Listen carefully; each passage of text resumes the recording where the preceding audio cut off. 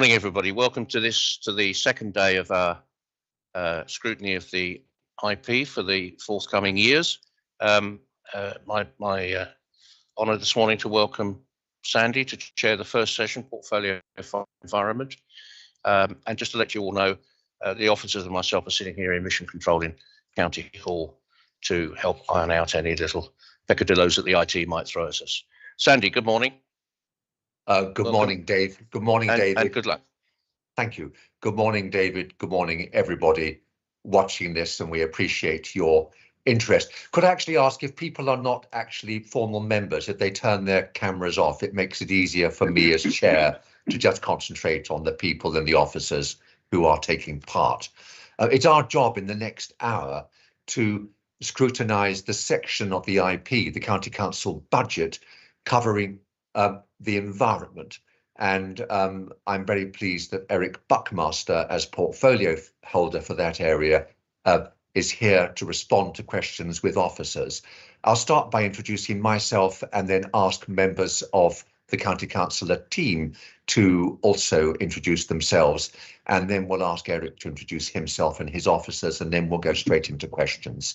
So I'm Sandy Walkington. I am Vice Chair of Overview and Scrutiny at the County Council, and I represent St Albans South. So looking round, Colette. Thank you, Sandy. Good morning, everybody. I'm Councillor Colette Wyatt Lowe. I represent Hemel Hempstead North East, or Groveville and Woodall Farm, as we really know it. Thank you.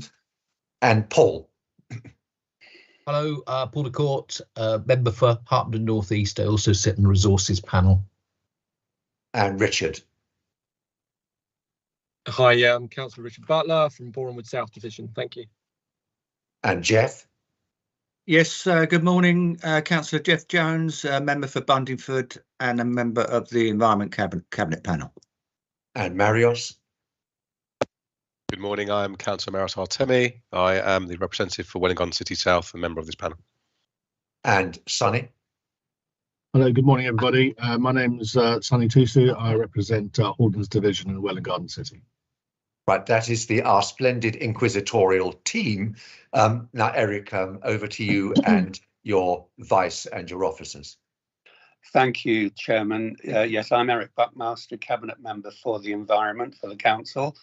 By way of the largest part of the portfolio financially, it's waste disposal and recycling, also responsible for Sustainable Hertfordshire, Countryside Rights of Way, Lead Local Flood Authority. Have I forgotten anything else? I think that's most of it. In terms of office support for finance, Rachel Adler is here. I can't see everybody who's actually joined, but I'm supported by Simon Aries. Matt Clark is there in the background if we need to refer to anything. Lynn Seeney probably here. So I think I've got a strong support from officers. And Graham McAndrew is my deputy. And there's even Mark Doran, who you sort of, for some reason, unaccountably.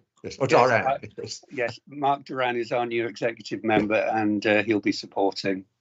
Right. OK, let's fast straight into questions, therefore. And this is an interesting panel because you've got the normal panel, the normal portfolio objectives and IP, but you also have an overall responsibility for scrutinising sustainability and the ambitions of the council for that. And therefore, I want to start by looking at the Sustainable Hertfordshire Impact Assessment, which is part G, and which I have to say, we all thought was really rather thin, only just over 3 pages to assess the sustainability impact for the whole IP, the whole budget for the county.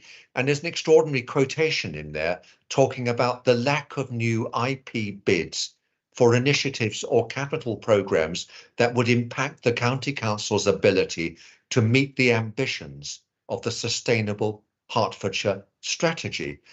Now, we all know that there are tremendous financial pressures on the council, and we don't criticise that in terms of the situation that we find ourselves in. But can we interpret this statement in the Sustainable Hertfordshire Impact Assessment as official confirmation that our ambitions are on the back burner for sustainability and that we won't meet our 2030 target and overall carbon neutral plans. Thanks, Chairman. Yeah, and thank you for sending the key lines of inquiry in beforehand so that we could have a chance to look at them.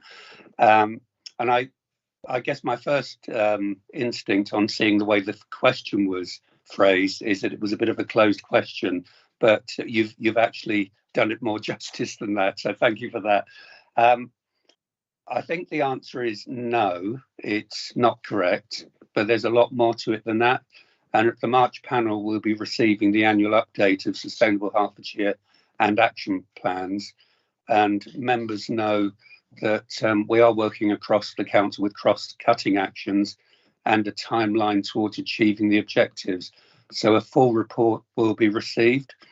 I think we can accept that in relation to the whole IP, the impact assessment is relatively short. Also worth mentioning that work is going on to refine the Sustainable Hertfordshire Impact Assessment for strategic decision making. And I think that was also reported at the previous panel.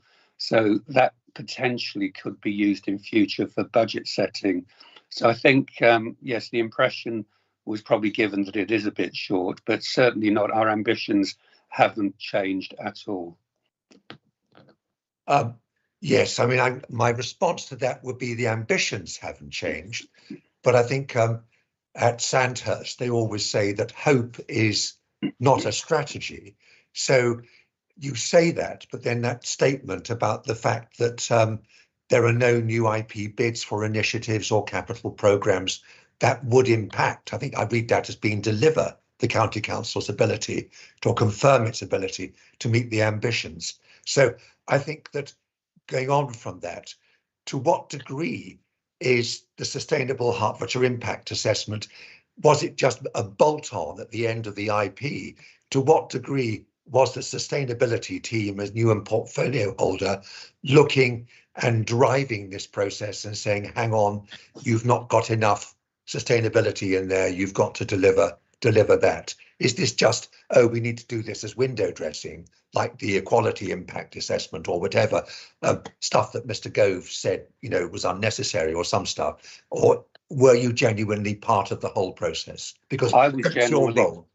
Yes, I was genuinely part of the whole process with working with directors and with fellow cabinet members in assessing what we do as the IP as a whole.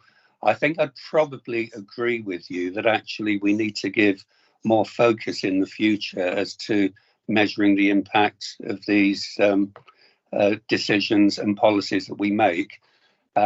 As you can imagine, and I think informally you mentioned earlier that there are many challenges around the IP as a whole. So there was a lot of focus on looking at the areas that need addressing and how we can balance the IP going forward. But that doesn't detract at all from any of our ambitions, and we'll be continuing business as usual to all of those. And we'll also be looking at any ways of getting grants, funding, and some of that will be coming out within the other key lines of inquiry that you'll be asking today that we've seen already. So there's no implication at all in the IP that we're backpedaling or even slowing down on our ambitions. I just think maybe we could have expressed it a bit better, and you're right to point that out. Thank you. Mark has got his hand up. Mark. Thank you, Chair. Good morning. I don't really have much to add to what Eric just said there. I suppose the only other thing to point out in terms of kind of the new bids and new projects, there not being that many of them this year, is that we're putting a lot of effort actually into embedding sustainability throughout the activity that the council does. So it's not necessarily about doing new additional things. It's actually about making sure that the things we are doing are more sustainable, so that business as usual becomes more sustainable as a normal way of operating the council. So that's part of the reason that you don't see lots of new bids is because actually it's about using the money we've got to do the activities in a more sustainable way. And we've started that over the last kind of year or so. And I think that given the financial circumstances that we're in, as you mentioned earlier, that will become an increasingly important part of how we do things. Right, well, thank you for that. Any other follow-up from my fellow members? And if not, I will invite Paul to move forward with the second question. Paul, over to you. Yeah, thank you. This very much builds on the first question. The environment portfolio seems to have the biggest downward trend in capital investment of all the portfolios being scrutinised. And there is a message that may come over to the casual reader that's job done. That builds on what Sandy was talking about. My specific question, though, is in terms of this sustainability agenda, which we've heard is still very much the forefront of the mind of this administration, what single programme of additional capital expenditure could deliver the biggest bang for buck for sustainability if capital were available? And I think that links to the point I think Eric made about looking for grant funding, etc. We'll hear more about that. So that's my question. But follow up, this goes, but have you ensured that sustainability has been top of the mind in all of the service portfolios? How do you do that? We're accepting that you're not actually going to always commission it directly in this one.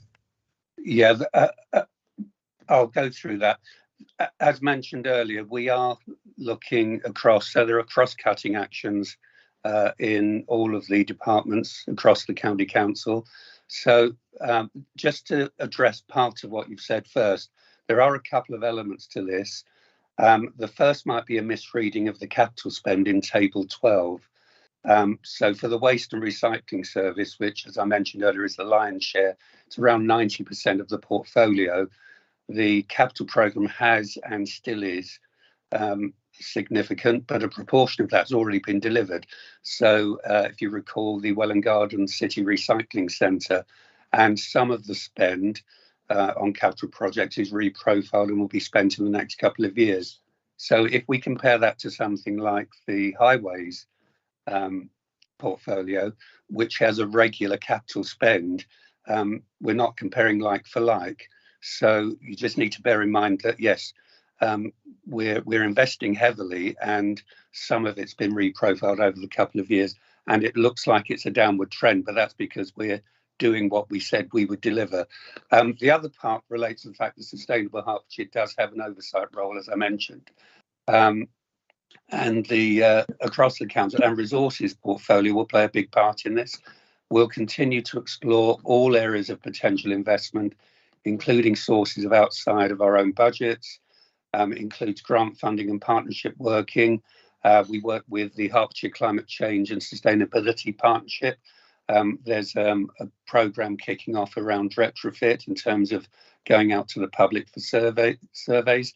HCC provides a lot of the resources from HCCSP. Sustainability has been a consideration in all service areas, and it's demonstrated in the new design guide, for example, that we've published for the delivery of future HCC buildings and assets. That's an example, and the integration of sustainability into all of the council's work plans and coordinated through the Sustainable Hertfordshire Board. And we'll get an update on those action plans. I think that's coming to panel in March. So we'll get further updates on that. Paul. Yes, if I could just follow up on that. Thank you, Eric. Specifically, you referenced that 90% or more is being spent on waste recycling. You referenced particularly the Welwyn area. Does that deliver the most bang for buck for sustainability in Hertfordshire? Or is there a large chunk of what we're doing with that investment because of sort of statutory requirements or some other element? I'm trying to find out actually where we can get the most for the move towards net zero rather than other reasons, possibly very valid, why we're spending this much on recycling. It's not just recycling, it's waste disposal and transfer stations. So actually, in terms of what we're doing, so if you look at the new contracts that we've taken, I think that this will probably also come up because of another question you may be asking, but from April 24, the default will be going to nothing to landfill because we're going to energy recovery facilities. So in order to deliver that and ensure that we achieve that long before 2030, and that's a very important part of the portfolio, we need to have the facilities in place. So the investments that are going on in Waterdale and on the Eastern Transfer Station will enable us to deliver that. So nothing to landfill is not a small thing. It's a really important aspect. Simon, you have your hand up. Yeah, thanks, Chairman. Just to pick up on Paul's question around Chewing Recycling Centre, or Welwyn Garden City New Recycling Centre, and the priority we give to waste. Just to remind scrutiny members, of course, waste disposal and provision of recycling centres is a statutory duty. So we have to provide them. The number we provide is debatable, but at the moment is 16. Chewing in particular, it was a very long overdue and very needed new recycling centre. What we found with the new recycling centres, where included early days, but I'm sure it'll be the same for Chewing Road in Welwyn Garden City, is it improves our performance figures around recycling. Hugely popular with members of the public, of course, and it allows people to recycle much easier, and we drive up our recycling rate. So I think it does have a very positive impact. And although as I said, we could debate how many recycling centres we need. It is a statutory duty, and our two new super sites, newish, Welwyn Garden City and Ware, are extremely popular and very well used. So for me, it is money very well spent. Can I say I'm a very pleased user of the Chewing Road facility, and it is brilliant. Lynn has her hand up. Lynn, over to you. Thank you, Chair. Just to, Tony Boucher is not here today, but I think he would want to say this, so I'm going to do it on his behalf. We've been working very closely alongside Highways and Transport in the preparation of the new tender, which is going out for the sports services that Ringway are doing currently. And we are also part of setting the questions in the tender process and evaluating them as part of the decision making. So I think Tony would want to stress that, so I put it in here. And I would just like to follow up and just probe away at what Paul has been asking, which is still, insofar as you have an oversight of the whole council and not just your own budget waste transfer. And the question he asked was, looking across the whole council, what single programme of additional capital expenditure would deliver the biggest bang for buck for sustainability? If there was a magic money tree, what would you say? Actually, our magic money tree would deliver more for zero carbon by spending it on X. And it could be any of the portfolios. It could be schools. It could be adult care. That's the question that we're asking, because we presume that you have that. Well, I think there's one answer to that. I mean, in a way, it's a complex question because there isn't one thing. But if you would say, what's the magic money tree? And this is not just... Ignore, just assume. We're just asking, what is the... If you have money, what expenditure on particular capital would in fact deliver the most for saying, wow, Hertfordshire has leapt forward in that ambition? Well, if we could decarbonise all of the schools, all of the council buildings and every private home in the county. Ignore private homes, obviously, yes. If we had that kind of money, which is going to be billions, isn't it? So that would be fantastic. But as you've said earlier, there's no magic money tree. So we'll do everything we can in terms of over time, in terms of repairs and maintenance, we need to make good choices around decarbonising as much as we can.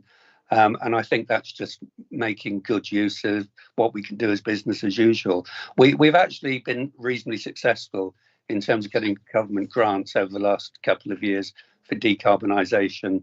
And we've done quite a lot of work there, including with some schools as well, and setting up energy plans with almost all of the primary schools. So we're getting ready for what we need to do. But as you know, funding is also an issue. Lynn, briefly, and then we better move on to flooding into waste management. But first of all, Lynn, quickly.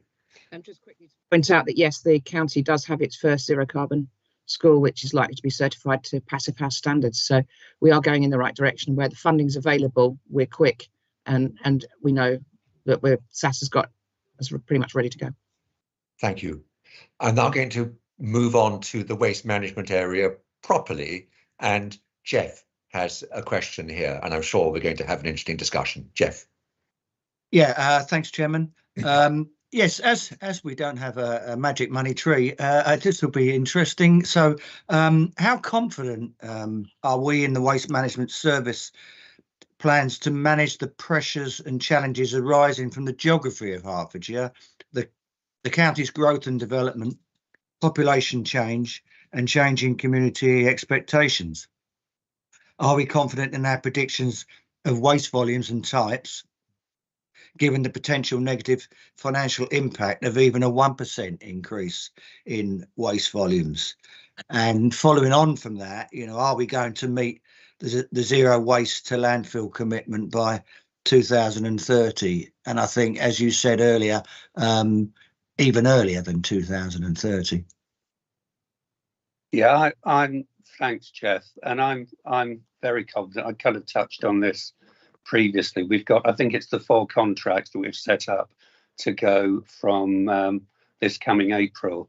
So there will only be, after that, as we move into that contract, the default will be nothing to landfill. There will always be a small proportion of certain items that can't go to energy recovery, but the vast majority will.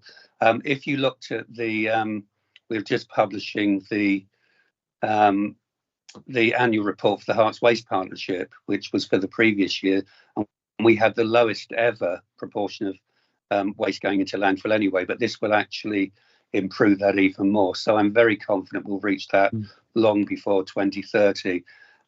There are also opportunities as growth continues, because the question was around how can we keep up. There will be Section 106 obligations we'll be asking for to make sure that we can manage it. But I think the investments we're making already around the Waterdale site and the Eastern Transfer Station, and we still do have a Northern Transfer Station that is still in operation. So I think all of those things are going to put us in really good stead, because at the moment, such a large proportion goes to Waterdale. Just adding the Eastern Transfer Station will make a huge difference. But the other thing we need to do is continue our work with the Herts Waste Partnership and Waste Aware. We need to encourage people to stop putting their food waste, because this is wasted food that goes into the residual waste. It's around 20% or more we've found. That will reduce the amount of residual and increase recycling.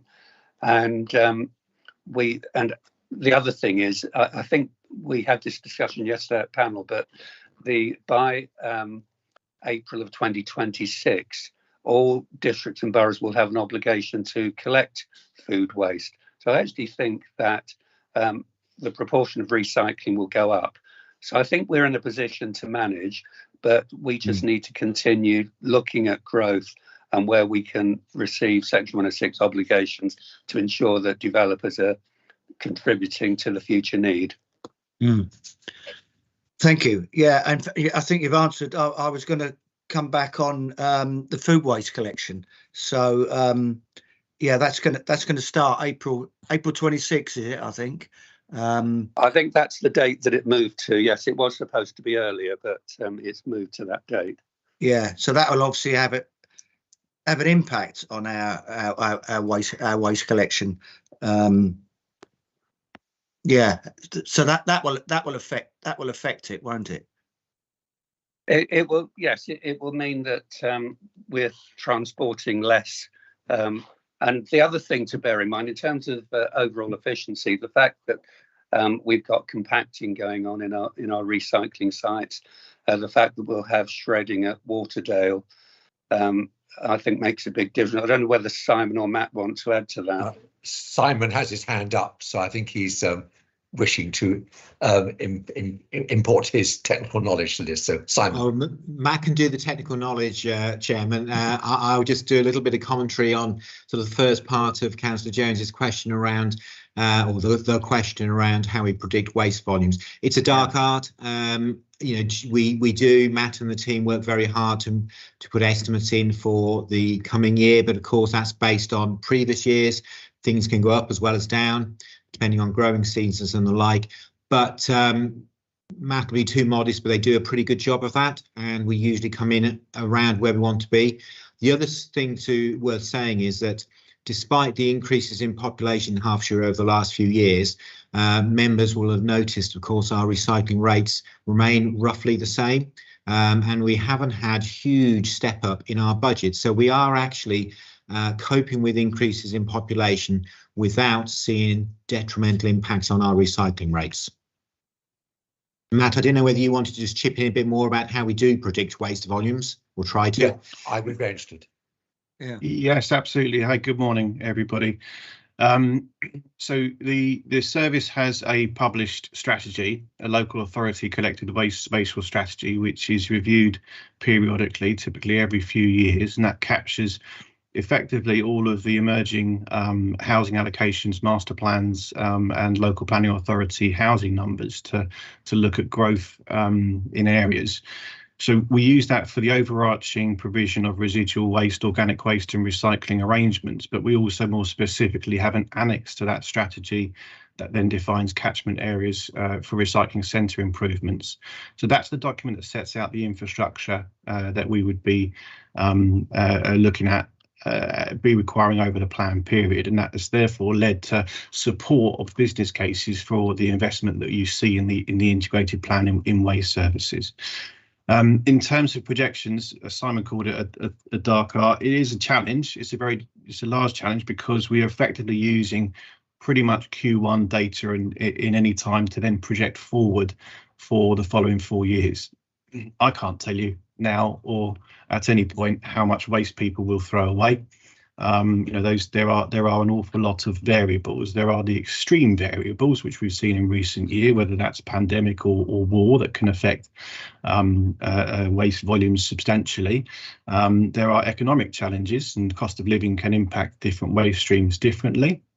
And there's also seasonality, which can impact specific waste streams. So, for example, during the pandemic, everybody staying at home, household waste increased by in the order of 30,000 tonnes, which is phenomenal in the context of what we normally see. The dry summer, reference to the Herts Waste Partnership annual report that was just mentioned for 22-23, saw volumes of organic waste drop by 13 to 15,000 tonnes across the county. So we have those variables and we can't really predict those. We have to manage it in year. And thank you to Simon. We typically do manage the money that we have well, but it's based on a substantial amount of knowledge built up over years in terms of predicting the impact of operational changes at the curbside and what's happened historically. So to give members some assurance, if I look over the last 10 years, we've been on or under budget in all but the pandemic year. So we have managed the budget well, despite all of those multiple variances that happen. I must say that, thank you. That's really interesting because, I mean, it's really striking that just a 1% increase in waste volume is a 0.07% impact on council tax, which, you think, wow. So that is a very interesting answer, I think, for the panel. Jeff, do you want to ask anything more, or anybody else? No, that's fine. That's it's obviously challenging to predict the waste volumes, but no, that was a good response. Thank you, Matt. But if I can just conclude by saying I'm confident with the capital investment going into waste, confident that we've got everything in place to ensure that we cope with growth over the foreseeable future. But that doesn't stop us continuing to look at it and take extra obligations, Section 106 obligations, as and when needed. Yeah. Thank you. Well, we're bang on schedule. Colette, over to you for question number 4, or question area number 4. Thank you. Good morning, team. I hope you're well prepared for this. I'm sure you are. How are service delivery risks particularly through specialist advice on ecology, historic environment, flood risk, sustainable drainage, landscape and sustainable design being managed? And will our own resource problems in these areas affect the local authorities' ability to deliver local plans? Yeah, I'm going to rely largely on Lynn to answer this, but I think the service delivery risks are around recruitment of specialists, but also the ability of the districts to pay for the time they need. So I think resource is an issue, but the availability of specialists and recruitment is a problem across the sector, really. So it's something we need to bear in mind. But Lynn, did you want to come in and give a fuller explanation? Certainly. Yeah, the service struggles to meet demand as it is because of the number of officers we're able to recruit, and partly because of the ability to pay for those officers. Now, we've taken 2 steps to deal with this. One is to turn the lead service, which, just to be clear, doesn't include sustainable drainage or flood risk. We've turned that into a shared service so that all of the districts and the county are working together to manage the demand. So if one local authority's got a peak, we're able to push resources to that one local authority, and that we can learn from each other as much as possible. So we can create one policy boilerplate, or the local authorities can adapt it to their needs, or we can help them adapt it to their needs. When something like biodiversity net gain comes in, as it has now, we're able to act collectively, and Herts County Council manages the service, so oversees recruitment on behalf of all the 11 local authorities. So if the local authority needs an extra sort of, 0.4 of an officer, we match that up with demand from other local authorities to create a whole post and to go out and to recruit what we need. Now, yes, recruitment is really tricky. Things are getting better for archaeology, and for ecology, the training program that we put together is actually going really well. And the 3 younger officers that we took on are cracking on great guns. And I think we're delighted that it's gone probably better than we expected. So now we're in a position to bring another cohort in as soon as the districts tell us that they're able to pay their contribution for that. At the moment, Herts is paying something around 33% of the total cost of the officers, and we're using roughly that amount. But we think we could reduce, well, we need to flex the amount that Herts is paying to recognise how much the county council is using and how much the districts are using. With something like biodiversity net gain coming in, the demand is much greater for the districts than it is for the county. But because we've now got this open book shared service, we can morph as we need to go along. So I'm an awful lot more confident than I was maybe 18 months, 2 years ago. The challenges don't go, but the way that we're dealing with it is a lot better. I'd also say that we're out at the moment, or we're preparing at the moment to recruit a bench of consultants, so like a 0 hours call-off arrangement, so that we can pull in specialists when we need them for particular either peaks in demand or where there's a specific issue that we need to tackle. And what we're aiming to do in that is to bring in local specialists. And I think we will be going more at the potentially really interested in working in Hertfordshire, but only want a few hours a month, portfolio careers, or thinking about retiring, but would like to put some hours in here and there.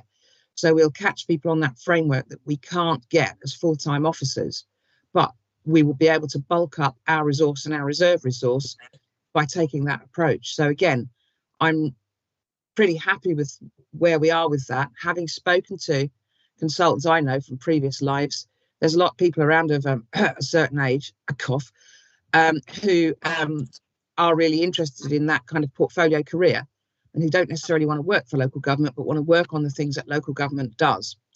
Now, the way we're structuring this is that we have a set charge for planning applications that we charge for external consultants. So that is what we're going to charge for our bench. So the bench is slightly more expensive than employing an officer, but that means we get people.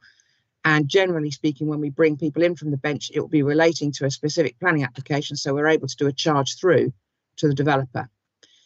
That also helps my local government colleagues in the districts, because if we're continually going to the bench and paying more, it shows us that we actually need between us another officer. So we are able to prove that without taking the risk of having an officer we don't have enough work for. There's a wry look on my face when I say that, but we're able to test, if we find that we're continually having to get someone from a particular specialism, then we look to recruit someone from that specialism to support all 11 authorities. So we share the risk, we bring in resilience, and actually we make it a more attractive place to work, because if you work for us, you're one of many rather than on your own in the district. And also, if you're part of the panel, then we think that provided you come in and take the training and make sure you're using the same methods that we require you to use, so everyone is consistent, you can go out and tell developers and others in your other practice that you are a member of the Hearts panel. Now, we will guard against conflict of interest, of course, but I think that too attracts people to come and work with us, because it shows they know what's going on. Hopefully, it also means we will attract better quality planning applications, because people will know what we need, how we need the information structured, and how we can deal with it more quickly. So great thanks to Rachel and to officers in GIU, particularly Sarah McLaughlin, who've helped me get this together. But I think, and the districts think, this is a good way forward. I think that's actually an extremely informative response, and you seem to have covered most of my follow-up questions. And I guess the one thing that is concerning, possibly, is the retention of the people, particularly in the graduate training. And is there any way that we can keep them in the county once we've trained them? Because it's a problem across the board where you do train people up, and then they float off to other areas, other parts of the country or whatever. And given the in-depth training that seems to be going on, and the fluidity with the workforce that you have, I would imagine that it makes other counties regard Hertfordshire as very much somewhere they can poach successfully.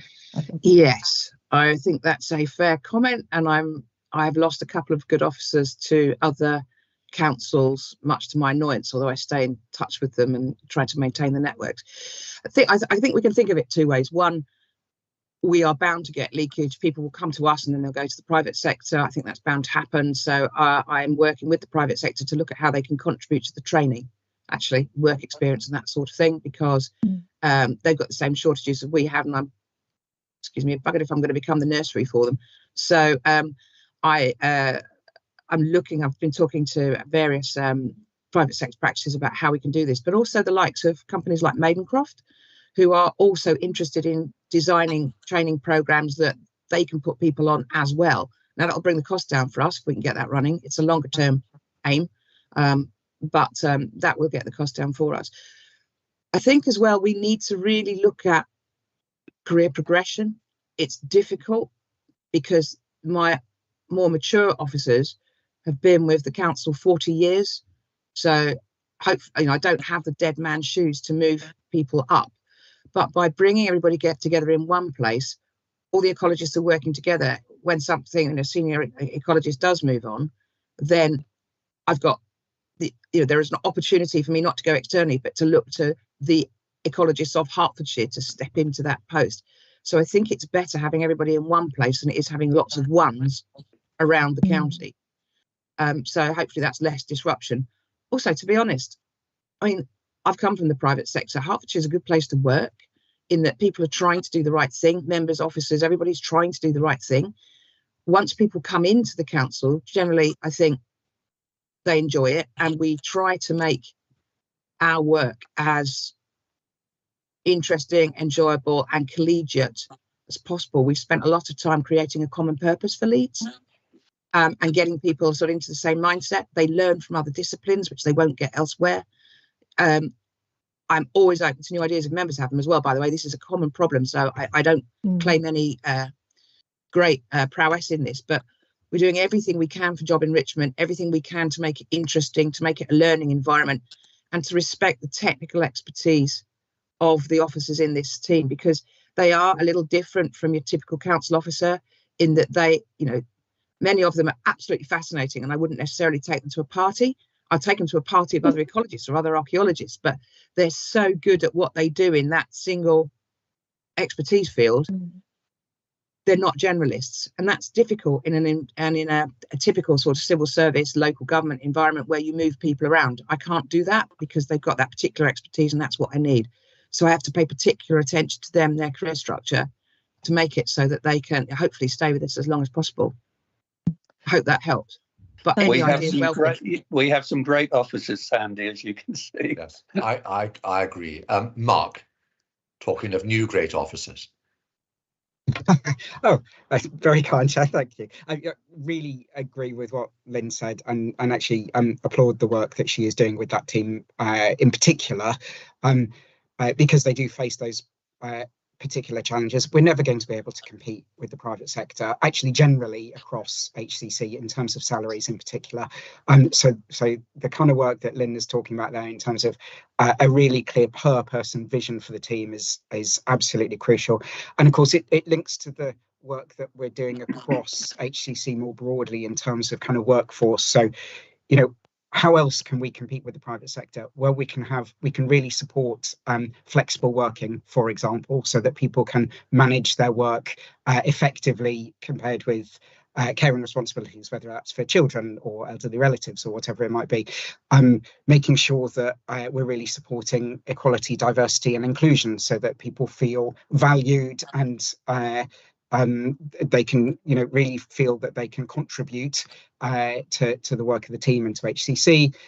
All of those kind of things that are going on corporately also are important to kind of getting the culture right in the organisation, which is a small part of how we can make sure that we attract and retain really good people. Thank you, Mark. Thank you. Thank you. I see that Marios has his hand up. Marios. Thank you, Chair. Very brief question. I just want to understand how you're going to measure your performance, I guess. So you've mentioned a lot of the things about what you're doing. It's fantastic what you're doing, actually, because I do like it when people try something new and something different. And I think what I'm hearing today is something along those lines. But how are you going to measure whether or not it's working? What are your key KPIs, I guess, in that? We're working with the districts to prioritise the planning applications that come in. So there'll be some that we don't look at, because what we don't want is big ones not making, ones with a major impact not getting attention, because we're trying to see every single planning application. So we're working with districts to determine what the applications are that have the most risk/benefit for Hertfordshire: ecology, archaeology, landscape, etc., etc. We, by doing that, we free up time to concentrate on those, hopefully, and we'll be able to look at two measures. One, I think, is the amount of biodiversity benefit we're able to bring through biodiversity net gain. The second is the time taken to process the important applications. And I'm very mindful that the districts are now in a position where if they don't process applications in a timely manner, they have to pay the planning fee back. Well, that's not good for planning PLC, Hertfordshire PLC at all. We don't want that. So there will be a faster no comment where that's appropriate, and this prioritisation to enable us to better manage what we're doing. The districts are getting to grips with that. There's some nervousness around it. I'm going to be completely fair, and we're going to need to suck it and see. But we can't afford to, well, the districts can't afford to pay for the number of officers they need to hit every application on time. So we have to have this prioritisation method, but I think that will improve the stats greatly. The other thing we've done is put in single points of contact. There's now an operations manager for Leeds, and there are single points of contact in each local authority. So again, rather than having 8 officers all chasing for things that really don't matter because they've got to hit a deadline, and we've got to look and check the case and then go, it really doesn't matter. The single point of contact will be providing the prioritised list, which I think will help us greatly with the processing the ones that are likely to have the larger impact, the more significance, more quickly. So it's exactly how I would behave if I was running this in a private sector consultancy. It's new to some of the districts. They have previously, the relationship has been as a service where the officers throw things down the pipe and Leeds gets sort of deluged under the dirty washing at the end and has to try and sort out which bits need to go in the whites wash, which bit needs to go in the darks wash, etc., etc. We're taking that step out so that the skilled officers are dealing with the applications that matter, and very hopeful that that will improve. Well, it will improve performance. It's already doing so. We've partnered with St Albans to trial it, and it's worked really well. So you will see a better performance. But what you will also see are occasions when things slip through the net. I've spoken to HMWT. They've got a new planning. Herts Middlesex Wildlife Trust. They've got a new planning officer come in there, and he's ex-RSPB. So I'm expecting him to be really good. And what we've said is, look, we're going to talk quietly to HMWT where there's an application that we think is very significant, which is scraping by on the legal side, and HMWT might wish to bring its measures into play because it can do things we can't. We can only work within the planning system. And equally, they're going to come to us much more quietly and go, can you keep an eye on this one? We think there's risk here. So they're going to support us in making sure the right applications get seen and provide that second pair of eyes. So hopefully that collaboration will also help greatly. We're still working on biodiversity net gain, how we're going to scrutinise what hits, what's put on the ground there. We probably need to wrap this up now. Sorry, got two more. I'm enthusiastic, sorry. No, I mean, this is absolutely fascinating, really, really interesting. So thank you. But I think we do need to move to our next question, given the timing. And it's Sonny who's got his boots on and he's about to ask about flooding. So Sonny, over to you. Thanks very much. Boots, umbrella, the whole thing. It's a very simple question, but obviously we'll generate some discussion. In light of the record-breaking rainfall, autumn, early winter, and clearly what we see currently, we anticipate with global warming that this will be a continuing trend. So should there not be a greater focus and, more importantly, increased funding for flood risk mitigation? Thanks for that. We spent an hour talking about flooding at panel yesterday, so this is a big topic. I'm just going to briefly give my own experience and then hand over to Mark and Simon for their comments. But flood risk management is really complex, and the causes, as members know, vary: groundwater, water courses, main rivers. Different bodies have different responsibilities. So as a county, we're not as vulnerable as some other areas, and the issues are quite localised. But I think a big part of the need is getting as close a cooperation as possible with the other agencies. We know from experience that gully inspections often uncover Thames water drainage blockages. So some education is maybe needed there in terms of working with residents as well. Flooding from water courses could be the result of poor maintenance from landowners or even the Environment Agency assets. There are now alternative ways to adapt to flooding. So we're currently working on and receiving funding for a project near Letchworth for the Pix Brook, which involves telemetry or technology for monitoring water flows. We attend two Environment Agency bodies called Regional Flood and Coastal Committees. I attend the Anglian version and Graham McAndrew attends the Thames version. Local authorities contribute a levy from which we can then bid for funding, and solutions could include natural flood risk management to hold back water and increasingly property flood risk management. And these are devices that protect homes from internal flooding and which are more cost effective than physical infrastructure. So I think in summary, we're learning from experience and working with agencies like the Environment Agency to look at ways, because it isn't always cost effective to dig up culverts and do major infrastructure, but there are ways that we can adapt to then protect the highway and properties in other ways. So it's a big subject. I don't know if Mark or Simon want to come in. I can just add a bit. Just briefly, but yes. Eric, yeah. but it's a good answer. Just to say, the straightforward answer to the question, Sonny, though, is yes, we could spend as much money as you gave us in reality, but we're never going to fix the problem. And I think What we have to look at, which is how the government allocate funding, national funding, is the impact we have. Surface water flooding in Hertfordshire is the problem. It impacts a number of properties, but in very small localised areas. So you could spend, I know this is an awful thing to say because the people being flooded, it's a huge issue for, of course, but you could spend an exorbitant amount of money to protect one property. And just going back to what Eric said, what we are finding more and more is we are pointing residents in the direction of property level resilience, i.e. it's the responsibility for residents to do their best to ensure they protect their property from flooding, just like it is from security point of view. So it's a very difficult message. You know, the infrastructure deficit around drainage in the county is massive. So yes, we could spend as much money as we were given, I suspect, but I think we do a very good job for the money we've got. So it feels not a bad place to be. If I can just add a couple of things, and so we also can make use of the National Flood Forum, and we can then set up action groups. So where there are, let's say, half a dozen properties that are prone to flooding or in a particular high street, we can then actually galvanise the residents themselves. We can have monitors.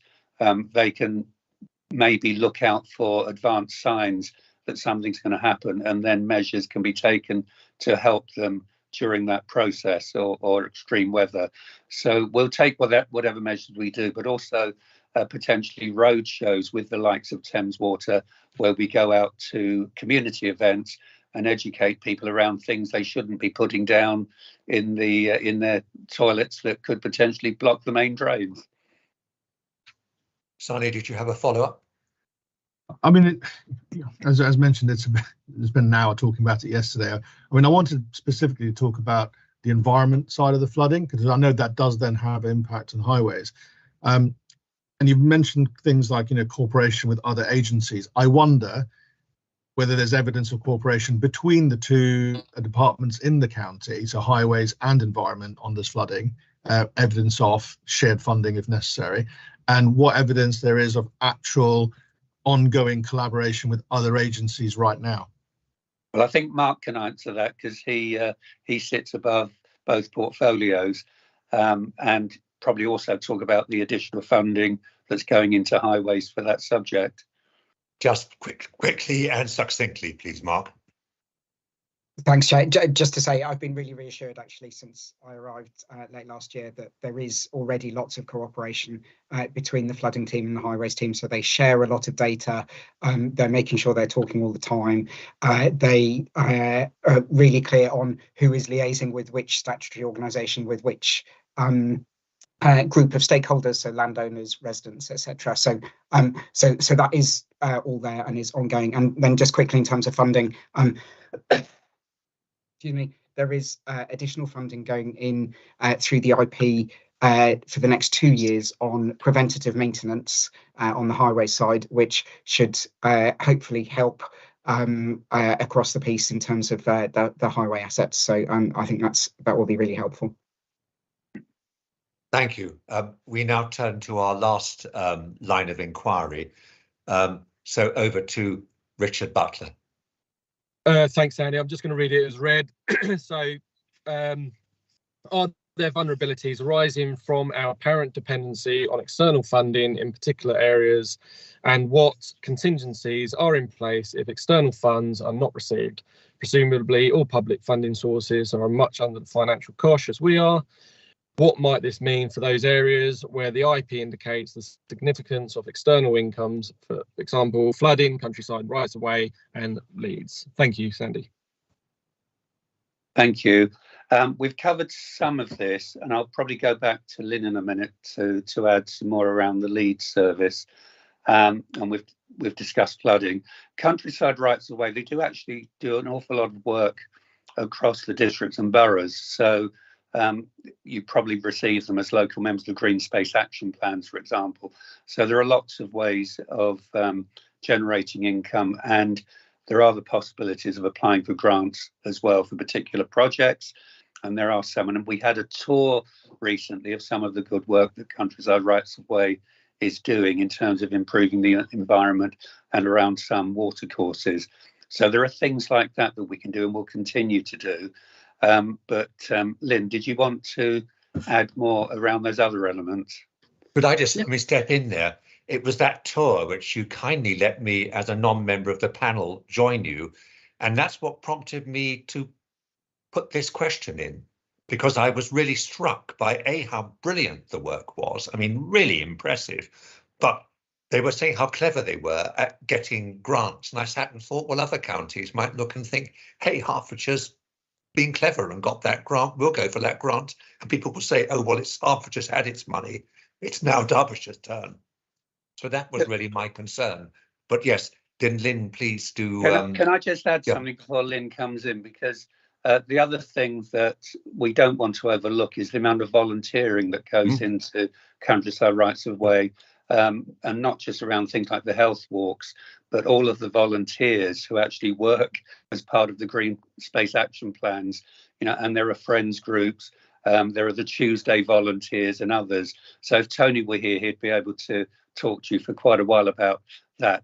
But working with the community is also so important. And of course, that's really good value for money and gives people a stake in their communities. Lynn. Being succinct, watch this space. Yes, we have concerns about grants and how easy they'll be to get. We're looking at other sources of income relating to what we can do with the local nature recovery strategy and what we might be able to do around biodiversity net gain in the executing and delivery of biodiversity net gain. So work in progress, but we're not sitting waiting for it to run away with no money. We are actively looking into other measures, and I'll bring a report to panel in due course. Yeah, and the local nature recovery strategy is underway. We attended a board meeting last week. The steering group is there. We've got some very big hitters involved, Natural England. We've got the Environment Agency, Herts and Middlesex Wildlife Trust, landowners. So some really important work going on there. Any other follow-up on this issue? I mean, I have to say, I think that the Countryside Rights of Way, the volunteering, all the work, I mean, it is just brilliant and to be cherished. And that was my concern, that what happened if suddenly the sky fell in and grants suddenly were not magically available. But we just have to live and hope that hope is a strategy and that we go forward. Any other questions or comments from members of my very distinguished panel?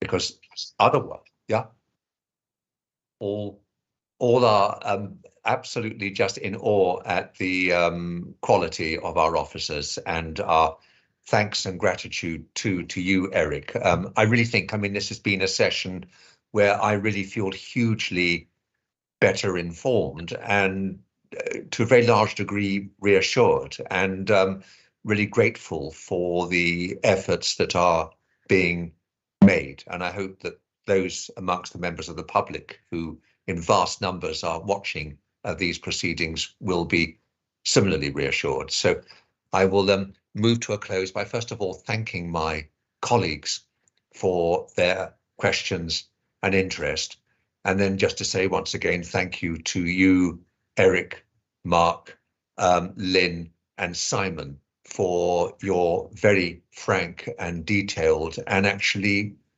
really thought-provoking and interesting responses. So thank you very much, and we will now pause this part of the budget scrutiny and move on to highways and transport in a couple of minutes. Thank you very much. Thank you, Chairman. Thank you, Sandy. Superb work by you and your distinguished panel, and our thanks here to all of those who have contributed. Just a few. Well done for everybody for keeping it on time, and we are bang on track, which, as you know, is vitally important. And we're just waiting to set things up to move straight forward into Portfolio 6, Highways and Transport. But a reminder to members of this particular panel that we'd like to see you back at 11:15 prompt, please, to go through the recommendations emerging.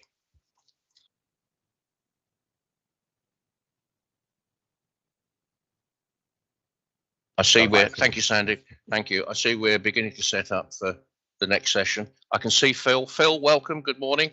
no pressure, but all the previous sessions have run extremely close but well to times. So I'm hoping you and your contributors will bear that in mind. Without any further ado, I welcome everybody to this section, Portfolio 6, Highways and Transport, ably chaired by Terry. Yes, Terry, I can see you. Over to you. Thank you, Chair. Thank you. We're waiting, David. Yes, welcome, team. If I could ask who's present, I'm just looking to see to make sure that those people who I can see on the screen are members of this. Those who are not members of this particular group, perhaps they can take their cameras off just so we can concentrate on those people who are members of this team. So, welcome. We are almost there, I think. Exactly 10 o'clock. So, David has introduced us, and I will take a drink. Try to be that choker. Yes, I am Councillor Terry Hannon. I am the Councillor for Letchworth South, and have been for 15 years, I think it is, if not longer. I'm now going to ask each of the members who are present to say who they are and where they represent, please. So can I start with Richard? Yeah, good morning, everyone. Richard Thake, member for Nebworth and Connecticut, member since 2006. Paul, you want to come in now? Yeah, Paul de Court, member for Harpenden North East Division. Ian? Hello, Ian Albert, member for Hitchin North Division since this time last year. Lewis Cocking. Lewis, you want to come in? Thank you very much, Chairman. Lewis Cocking, member for Hoddesdon North. Thank you. Ron Tyndall? Can't find Ron. Ronnie, you want to come in? Apologies, Chair. I was operating the wrong mouse for the wrong computer. Ron Tyndall, St Paul's, Hemel Hempstead. Thank you very much. Ronnie, are you around? Let's just check on the attendees, people.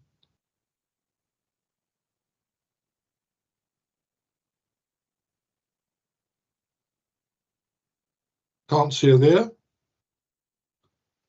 And Teresa's telling me that Ronnie's not in the meeting. Okay, thank you.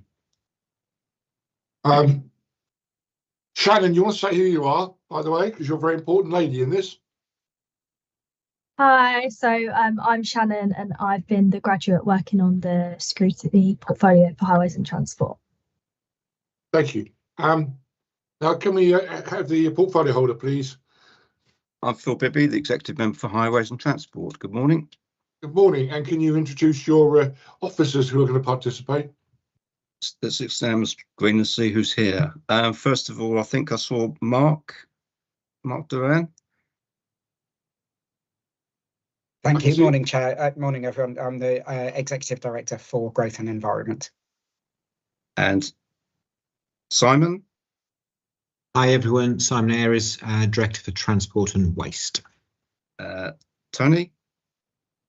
Good morning, everyone. I'm Tony Boucher, Director for Highways and Strategic Operations. I can't see Rachel on the screen. Is she coming, Tony? She was intending to, so I hope she's here. Yeah. Rachel, our finance person, will be here shortly, hopefully. Well, I'm in case sure there's any tricky questions on the finance. Well, heaven forfend we should give you tricky ones. We do have some questions here which you've seen and which I'm now going to go through with our members here. And the first one is from Richard Thake, talking about additional funding. Over to you, Richard. Thank you very much. Good morning, Phil. Good morning, team. Obviously, the additional government funding for highways repair and works is, of course, welcome.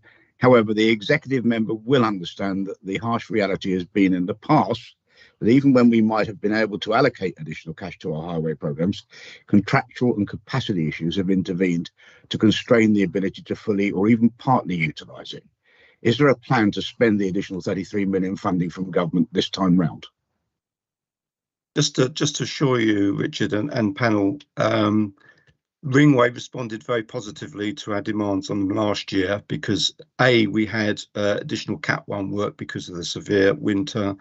We had Cat 1 extra or Cat 2 work to clean up some of the delaminations and other potholes in the area with the pothole fund of £3.9 million. So apart from the overspend which has been mentioned in the IP of £3 million on Cat 1, which is only an estimate, I would reinforce, they've spent £3.9 million pothole fund. So yes, they've been able to mobilise their teams and subcontract where necessary to spend additional monies last year. So we're very confident they can do the same next year. Yeah, I mean, I'm sorry to harp on it, but you know, it's been left a bad taste in your mouth and previous executive members' mouths. I know when this cash was in essence offered and couldn't be taken up. I know you say you're confident, but frankly, you know, that Ringway will be subjected to the same pressures in terms of retention and recruitment as everybody else. So, you know, we flagged it up. I am absolutely convinced that you will be bringing to the Highways and Transport Panel regular updates on this capacity, because it's an issue that would frustrate us all, I think, having got the money from government, if we can't dispose of it and dispense it in a proper manner to help our programmes. Perhaps you can remind us, Richard, when did we ever have to send money back because we couldn't spend it? I don't think we ever sent money back, Phil. What we've done is in terms of the IP, offered additional cash. I can remember in Terry Duris's day, I think it was 5 million was offered, and it just couldn't be spent. Don't give. Hearing a mumble. Background. Well, I'll carry on. Are you still there, everyone? Yeah. I'll carry on. I mean, I don't know what happened in Terry Duris' day, but I know that any money that we've been offered and received, we have received gladly and have spent. So I don't see any problem going forward on that. As I say, Ringway have responded very well to the demands last year. I made sure that they will be geared up for extra demands the following next year, and I'm assured that they will be responding as we would want them to. Thank you very much. Thank you, Phil. Now can we move on? Paul, would you like to discuss subjects of preventive maintenance with the officers and with portfolio holder? Yes, thank you. There's plans to spend £5 million on preventative maintenance in this IP. I'd like to get a little bit more of the detail. I'd like to know what sort of schemes, I don't mean specific schemes, but what schemes, what are they trying to deliver? What are they doing? How are they chosen? And linked to that, what is the payback and how is that calculated? How much more do we get back from £5 million, in other words, than spending £5 million on the regular maintenance? I'll bring you to the IWP, which is basically our preventative maintenance work programme, where at present we have about 1,050 schemes. Now, that IWP is planned and scheduled from intelligence gathered through fault reporting, HME, members' inquiries, etc., customer complaints. And also road surveys. We survey our roads at least every year to make sure we know what the state of them are, and we develop our IWP on that basis. Now, this £5 million over 2 years will allow us to put another, say, 50 a year, that's 100 over 2 years, more into our IWP programme. Now, that can include resurfacing, surface dressing, microsurfacing, and we're also talking to Ringway about whether we can use it to do some pre-patching in preparation for some surface dressing and microsurfacing a year hence. So basically, we're either going to do some targeted patching in preparation for other resurfacing, or we will be resurfacing roads. So basically, it goes into our IWP programme and bolsters that, because we major on preventative maintenance, and I was keen to take additional money offered this year into preventative maintenance rather than just reactive maintenance. Paul, you want to come back? Yes, please, and thank you for that. Are you confident as an organisation that you have the right amount of monitoring within your contracts, for example, with Ringway, to ensure that we're not hobbling ourselves on some of these? An example being when we do surface dressing, we know microsurfacing, that a lot of asphalt comes off the top. but making sure that we get that swept up quickly enough that it doesn't go into the drains and gullies by the side of the road, which residents often comment on. What procedures do you have in place, or are you trying to tighten those up? We have local road maintenance teams who keep an eye on our highways, and we do have audit disciplines in place. Yes, some of this dressing can look a bit untidy when it first goes down, but there is aftercare, and if it goes wrong, the contractors will go back and repair it at their own cost. But generally speaking, these services do bed down and look pretty decent going forward, and they do extend the life of our roads for quite a few years in a very cost-effective manner. But yes, there is. Tony might like to add exactly how we monitor contractors' work. Yes, please, Tony, come in. Thanks, Phil. Thank you, Chair. Yes, most of our surfacing works are done by different teams to Ringway. So the vast majority of our works are through what we call a framework contract, which is held by Eurovia and another company, Henderson Taylor. Before any site is selected, the teams walk the site to make sure that the engineering intervention is the correct one. So that happens a long time before you'll actually see works on the ground. When the works go in on the ground, we have a team from WSP that do some sort of sample audits of the site safety, site supervision, make sure things are working properly, that they're laying the materials in the right way. And then the team audit some of the works that happen. Any complaints, they go back and check. And as Phil said, if there are any problems with what's happened on the ground, it's at the contractor's expense, and we make them go back and do it again. Thank you. Can I just ask one question, which is going to go to Mark, actually? I was in the growth and environment, as Mark knows, the last hour, and he made a comment about flooding, because flooding came up, and said that would be part of, from the management act, would be part of the preventative maintenance spend that we're doing here. I just want to understand what sort of things that involves that would have that positive effect. Come in, Mark. Thank you, Chair. So sorry, it was more. Depends exactly which pot we're looking at, but the work that Tony was talking about there in terms of preventative maintenance is more around the maintenance of the highway, but it will of course relate to things like where the highway interfaces with the drainage. So making sure that that those things are level when the new surfacing is put in, so which prevents then kind of pooling forming, which obviously then when we get lots of rain, can sometimes then form into larger and larger pools and kind of flooding on the highway. So it's through things like that, and then of course there's the routine maintenance that we do in terms of gully and drainage clearance, and that is kind of funded out of the routine, the kind of core funding parts, rather than the additional money that's coming in. Thank you. Thank you, Mark. Thank you, Mark. I just add there, of course, the environment portfolio was previous to this one, and was sat in on that, and they went through some things on flooding as well, and therefore we are of course expecting that highways and the environment team do regularly interact, because when we have flooding, inevitably it floods the roads, and so it's an issue for you as highways, as an issue for the environment. They mentioned one, I think Pixbrook was mentioned, which does affect roads, highways, and it's flooding. So I'm sure there's a lot of liaison between your two organisations to make sure that flooding is handled. And no matter what we do, I think on flooding, we're never going to stop it. Excuse me. It's going to rain, and you can spend all the money you like, but we still have to clean out the drains, because that's where the residents certainly see it. So thank you for that. Pre-procurement contracts here. Ken Crofton was going to take that, but Ken Crofton can't make this event, unfortunately. So Richard, do you want to go through on that? Richard, you're going to put muted. You are, Richard. Your pardon. Thank Sorry. you. Thank you. Thanks very much. Good morning again, Phil.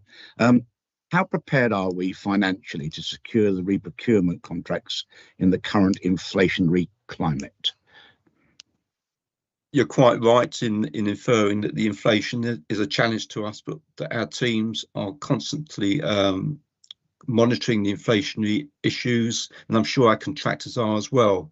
I mean, I'd be silly if I said that we can afford everything we want to do, because the contractors are going to charge us the least money, and we can actually get the contracts we want.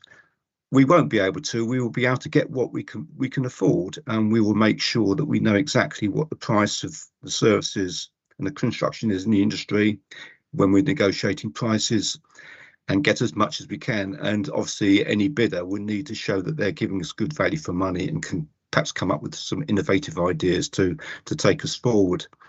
The contracts will be very flexible, so whatever we can buy into, we have designed the contracts, or we will design the contracts to make sure that we can actually move them in relation to our funding levels. At the moment, we're in a pretty decent position, although we've actually had to reduce the amount of work we do because of inflation, but we are putting money into highways and we will continue to do so. It's a case of what the prices are when we actually start the contracts. That will govern exactly what we can do. But as I say, flexibility will mean that we can actually move with the economy, as it were. Thank you. Thank you. Thank you for that. I think we understand that it's a challenge for local authorities when they are going out for these contracts, which they've had in place probably for 5-10 years, and then they suddenly realise we're going to have to renew it in a couple of years' time, and they realise inflation has hurt them tremendously. We're seeing that with not just highways, we're seeing it with collections, waste collections, we're seeing it with leisure facilities, all these sorts of things where inflation has perhaps not really been taken into account as we go through the time, and therefore it may well start impacting on our ability to get the services that the public want. So may the force be with you, I think, on that, Phil. Thank you.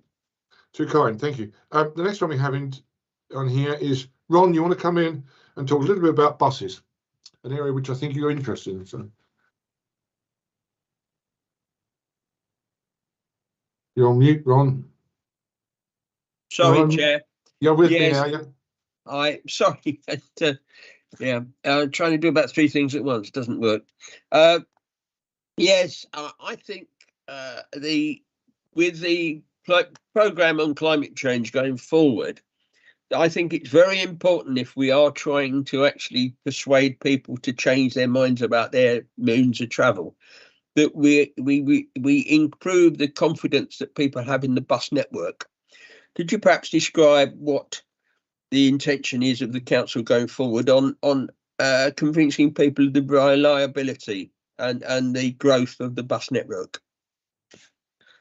Well, as you know, we work with operators very closely through the enhanced partnership to make sure that buses are as efficient as they can be. But at the end of the day, 95% are commercial, and we can't really tell them what to do. We can only do that if we contract services.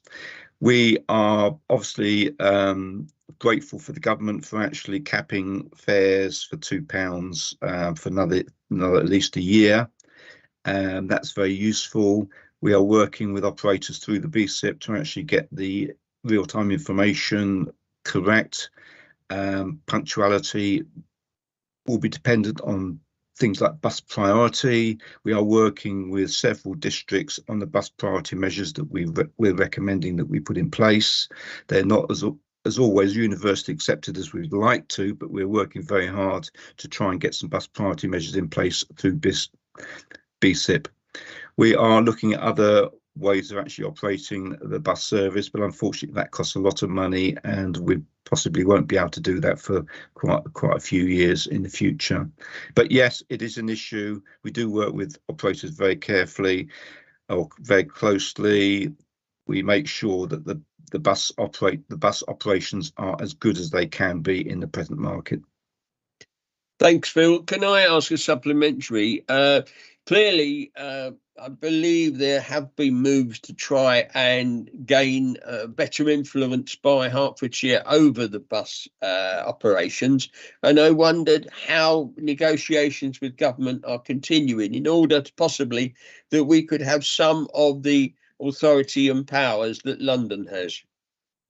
We WSP have just completed a report on franchising, which I asked for. Quite an interesting report, and the summary will be coming to Cabinet panel very shortly. Basically, it's going to cost sort of north of about 150, 160 million pounds to put in place if we wanted to go whole hog, and the operation costs as well partly covered by income will give us an operational risk, because we can't guarantee that our costs will be covered by income. So it is a very expensive thing to do. It's something we'd love to do, but it's very expensive. So financially at the moment, unless we've got major government funding, we wouldn't be able to entertain it. As I say, this will be explained through the Cabinet panel. The EEH, the England's Economic Heartland, of which I'm a board member, are lobbying government to actually give powers to authorities to actually allow franchising. Overall, if they don't, and we said, say we had the money, we could go to government and obviously ask for special powers to do it. But unfortunately, we're not in that position yet because we haven't got the money.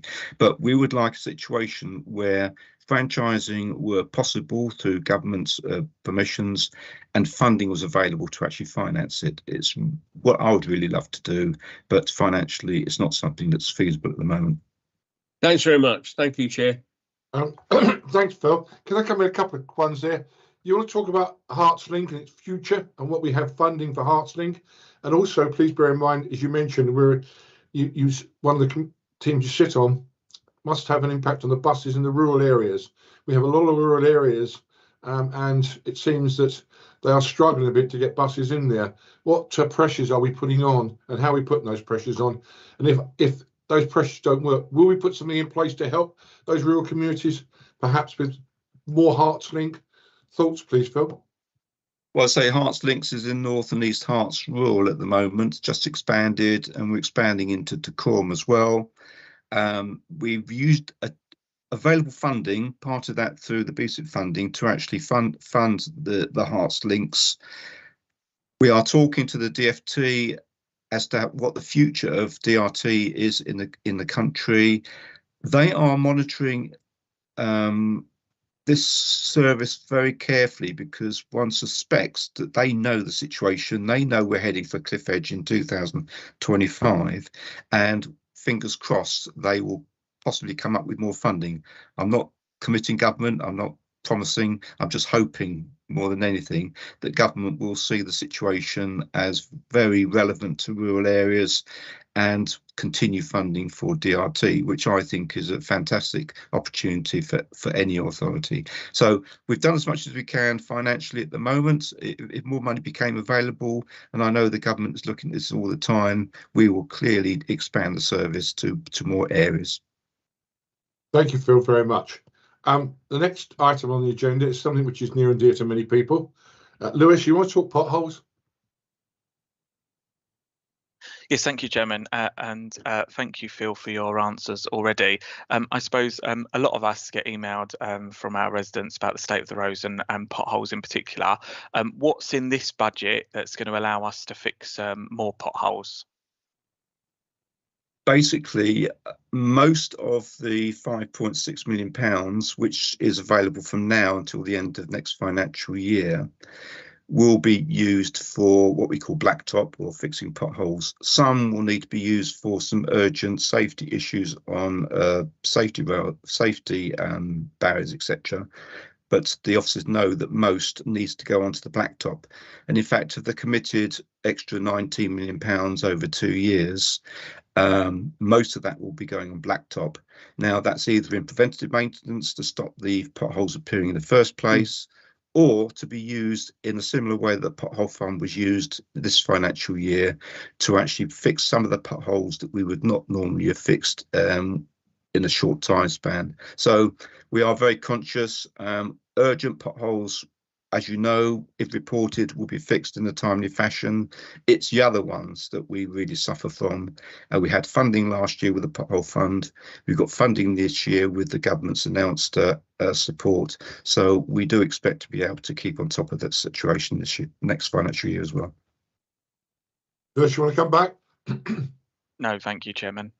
Well, as we said, I think most of us councillors, the one issue we get most comments from residents on is on what they call potholes. And we understand, Phil, that blacktop potholes, they're not all potholes. Potholes are something which are pretty deep, and to some members of the public, just the surface dressing disappearing constitutes a pothole. So we have to be careful here that we send people out to actually genuinely put in, fill in potholes. Also, of course, Phil, one of the other pressures we come under is that people are coming to us and saying we're going to sue the council for damages because we've had tyres burst because we've gone through potholes and we have to big investigations.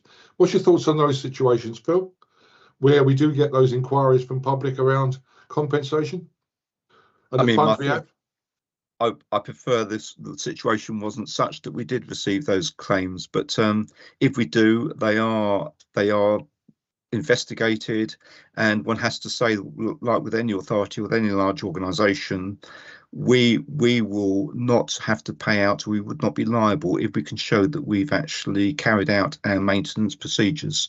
So that's why, as any council, we have policies coming out of our ear and strategies coming out of our ear, to make sure that we actually do the work in a professional way. As long as we'd actually observe those policies and strategies, then we're not going to be paying out lots of money in compensation claims. But if they are valid claims, we'll obviously apologise and pay without question.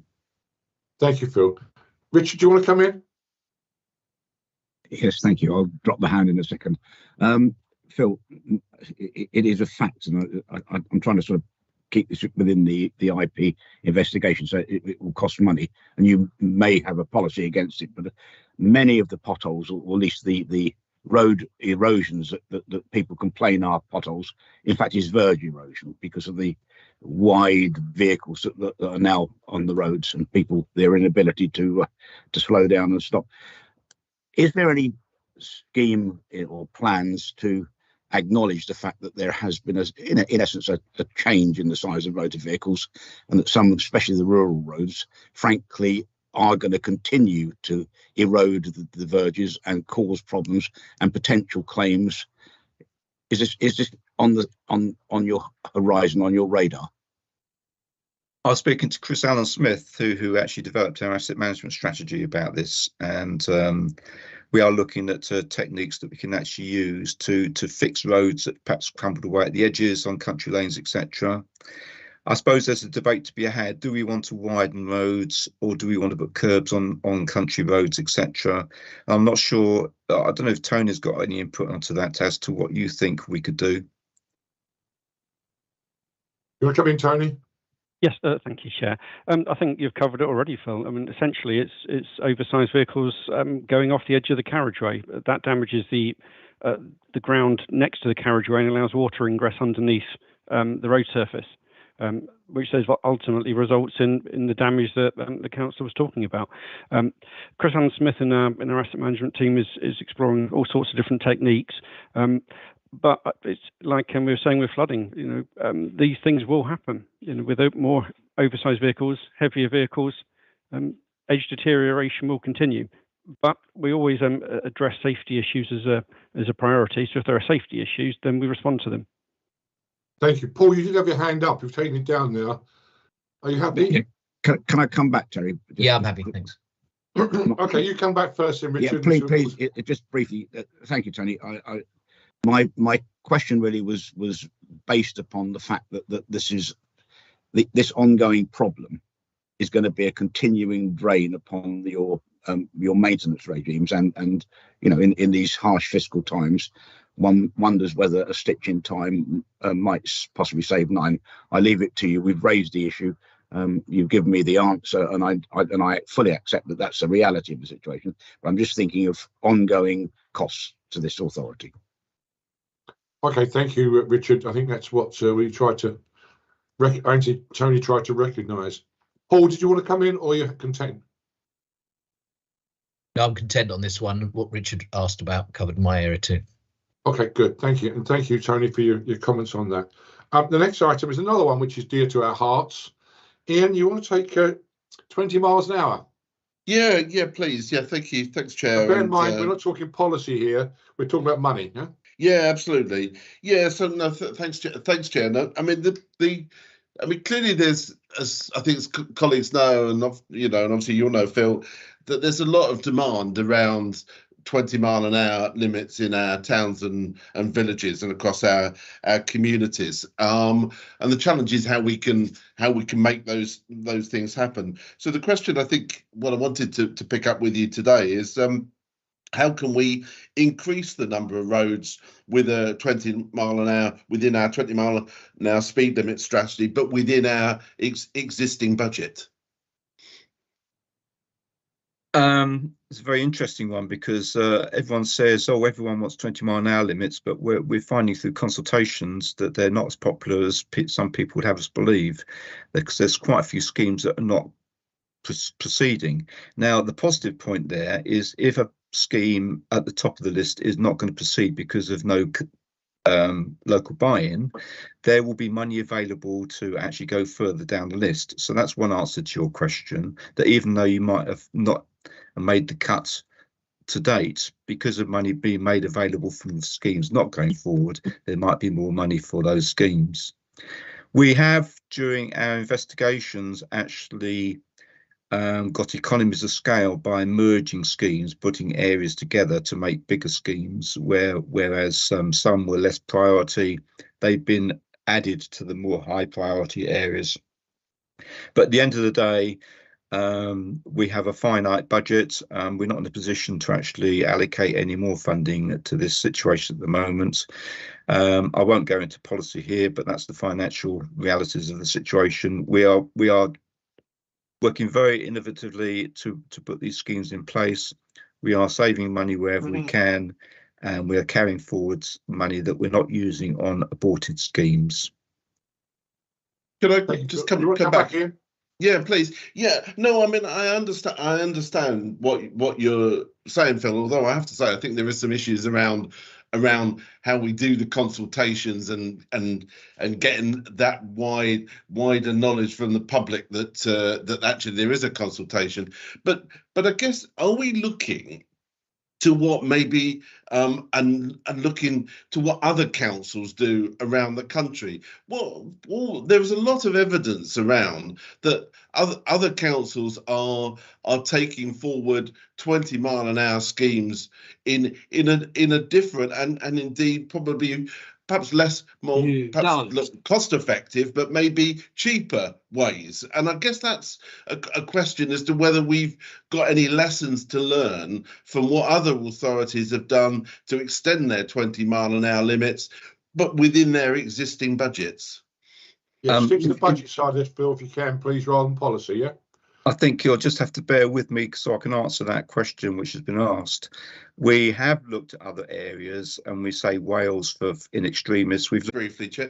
I understand that point, and I'm not going to get into but clearly there is it a lesson to learn about how, and not just Wales here, but there's lots of other authorities, Cornwall, for example, are looking to do things and clearly are getting more bang for their buck within their money that's available. They might be, but I don't think their schemes are working the way they would like them. I'll leave it there. Otherwise, we're going to get into debate about policy, and that's not what we're here for. Yeah, and if we were, Phil, thank you, Phil. If we were to get about policy, then I would ask questions around schools and 20 miles an hour, but that's policy. If I'd like to think if we had the money, that we would spend the money on 20 miles an hour around schools, because that's where the certainly people are vulnerable around those sorts of areas. So just to assure you there, Chair, we are, after this programme, we are looking to consider a programme to concentrate particularly on schools. Yeah, I think so. Certainly the schools which I come across and get involved in the governance of have real issues around 20 miles an hour. And we even put speed humps in, which costs us money. And I'm not abundant on speed humps, and nor are the ambulance services and the police and such. So thank you for that. And thank you, Ian, for the question. We now come on to something else, which is around schools. Yeah, Paul, in the absence of Ronnie, you want to talk a little bit about school crossing patrols? Yes, thank you. And yeah, very much links to the last issue when we referred to schools and safety. There's a bullet point in the key part of the IP says delivery of an efficient and effective school crossing patrol service. The key words for me in that are effective and particularly delivery. I've already established with a written question that at any one time about a third of the school crossing patrol services are we're not able to recruit for, and so we we need to come up with a different solution to deliver that in 1/3 of the areas, including my division, but obviously many others. So I'd like to know what are the plans to achieve that, rather than just write it down as something we're doing, which we're currently not able to deliver on. Just for context, we've got about 140 patrols helping over about 24,000 children across the county. In recent years, you're right, recruitment has been challenging, and we've got an average of about 20% vacancies. So that's probably manifested itself in the patrols that aren't manned, as you say. We are working as hard as we can with recruiting locally through leaflet drops, etc., to vacant posts. We're also working with over 250 schools across the county to help children and their families walk and cycle safely to school and stay alive, because school crossing patrols aren't always the answer, of course. But we are developing updated policies for this service with some proposed new measures to keep the service running as efficiently as possible. I can't go into detail at the moment because it's quite early days, but it will include proposing that schools fund their own engineering works to support volunteer crossing patrols if they do not meet the minimum criteria for funded service. And that has to say that, I don't know exactly what the formula is, but it's down to footfall, obviously. But we would only actually consider supporting a crossing patrol if it met our criteria, but we are encouraging schools that they can actually fund them themselves if they wish to. Thank you, Phil. Tony, you want to come in? Yes, please, Chair. Just to add a few, as well as the local leaflets, we try to get word of mouth out through the head teacher, through the school, through the governing bodies, and try and build up a local network of people that may be interested in taking those roles. Ultimately, they're quite hard to fill because they're quite disruptive. For some people, it's incredibly attractive to work at morning and afternoon for an hour or so. For others, it's too disruptive for their daily lives. So we have constant recruitment going on. We also work very closely with schools to try and encourage the children and the parents to travel more sustainably, so that getting to and from school, they can choose different active modes of travel, for example. So we're doing a lot on trying to get the school crossing patrols filled. It's constant recruitment, but it's not just adverts. As I said, it's trying to build up these networks locally, because most of the school crossing patrols really enjoy what they do, and we're trying to get that message across. So we do quite a lot on social media, we've done adverts, we've had press releases. So we're pushing all the sort of communications buttons that we can think of as well. Thank you, Tony. One thing noticed was that we have school crossing patrols where there are zebra crossings. Now, of course, by law, you should not need a school crossing patrol assistant where you have a zebra crossing, because the vehicle should stop by law. Yeah. In fact, the highway code now says not even a zebra crossing. If pedestrians or cyclists wish to cross over, then people should stop and let them cross. But certainly, one school that I go past every day has a woman who's been there many, many years, and she does a great job, and she's very, very friendly and knows everybody. But we have a zebra crossing there. How do we take that into account, Phil, in terms of that's cost us money, lots of money? We put a zebra crossing in, and we're paying for a school crossing patrol queen. Well, I'd suggest to you, Terry, that it's even worse when there's a controlled crossing with someone, so the school crossing patrol operative actually presses a button for the children. And I've always thought that very strange. And obviously, our new policy procedures will no doubt take into account the duplication of funding, as you put it. So yes, that's something that I'm aware of here. Good. Paul, you want to come in? And then we go. Yeah, I mean, I think the discussion just of the last couple of minutes has been really interesting. A few things I'll pick up on. Firstly, what Tony said about trying to encourage people to actively travel more sustainably. I totally support that, but we've got to accept it's a chicken and egg situation, because I get residents saying, I am not going to let my child walk to school when there's not a crossing guard, and why isn't there a zebra crossing? Moving on a little bit further, I totally accept the work that's going on in terms of recruitment, but the world has changed for a whole set of reasons, and that there is no suggestion to me in any sort of trend that we're going to find it easier to recruit people anytime in the future. And so I just think we need to think, and this may be what's happening in these measures that Phil spoke about, though I'm a little bit concerned it seems to be about schools funding crossings they don't currently sort of exist, or there's no provision for a crossing guard. I'm concerned about ones where we've decided as a county council that the particular crossing is worthy of our spending council taxpayers' money on it, so we consider it's quite a priority in terms of school safety, but we can't recruit for it. And so if you're saying, well, what's my solution? I do have a solution, and it links to the point about duplication.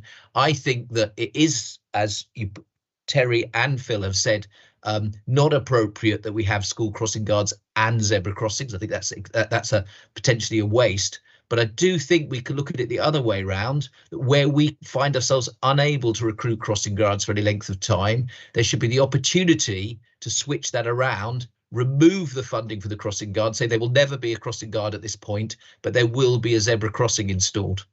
And it's one or the other. Now, you say, well, zebra crossings cost a lot of money. Well, they do, say 35, 40, 45,000 maybe, say 45,000 or that number. But of course, that would be a capital item spent over maybe 10 or more years. I don't know how long it's depreciated. And that would very quickly come to how much we're spending on the operating cost of a crossing guard. So that's my suggestion. I'd like your view on it. Just like to point out, Paul, that our Safe Routes to School programme and the officers do actually look at school issues very carefully in the round. And there's not always one solution. It could be a controlled crossing, it could be crossing patrol, it could be a speed limit, it could be school travel plan.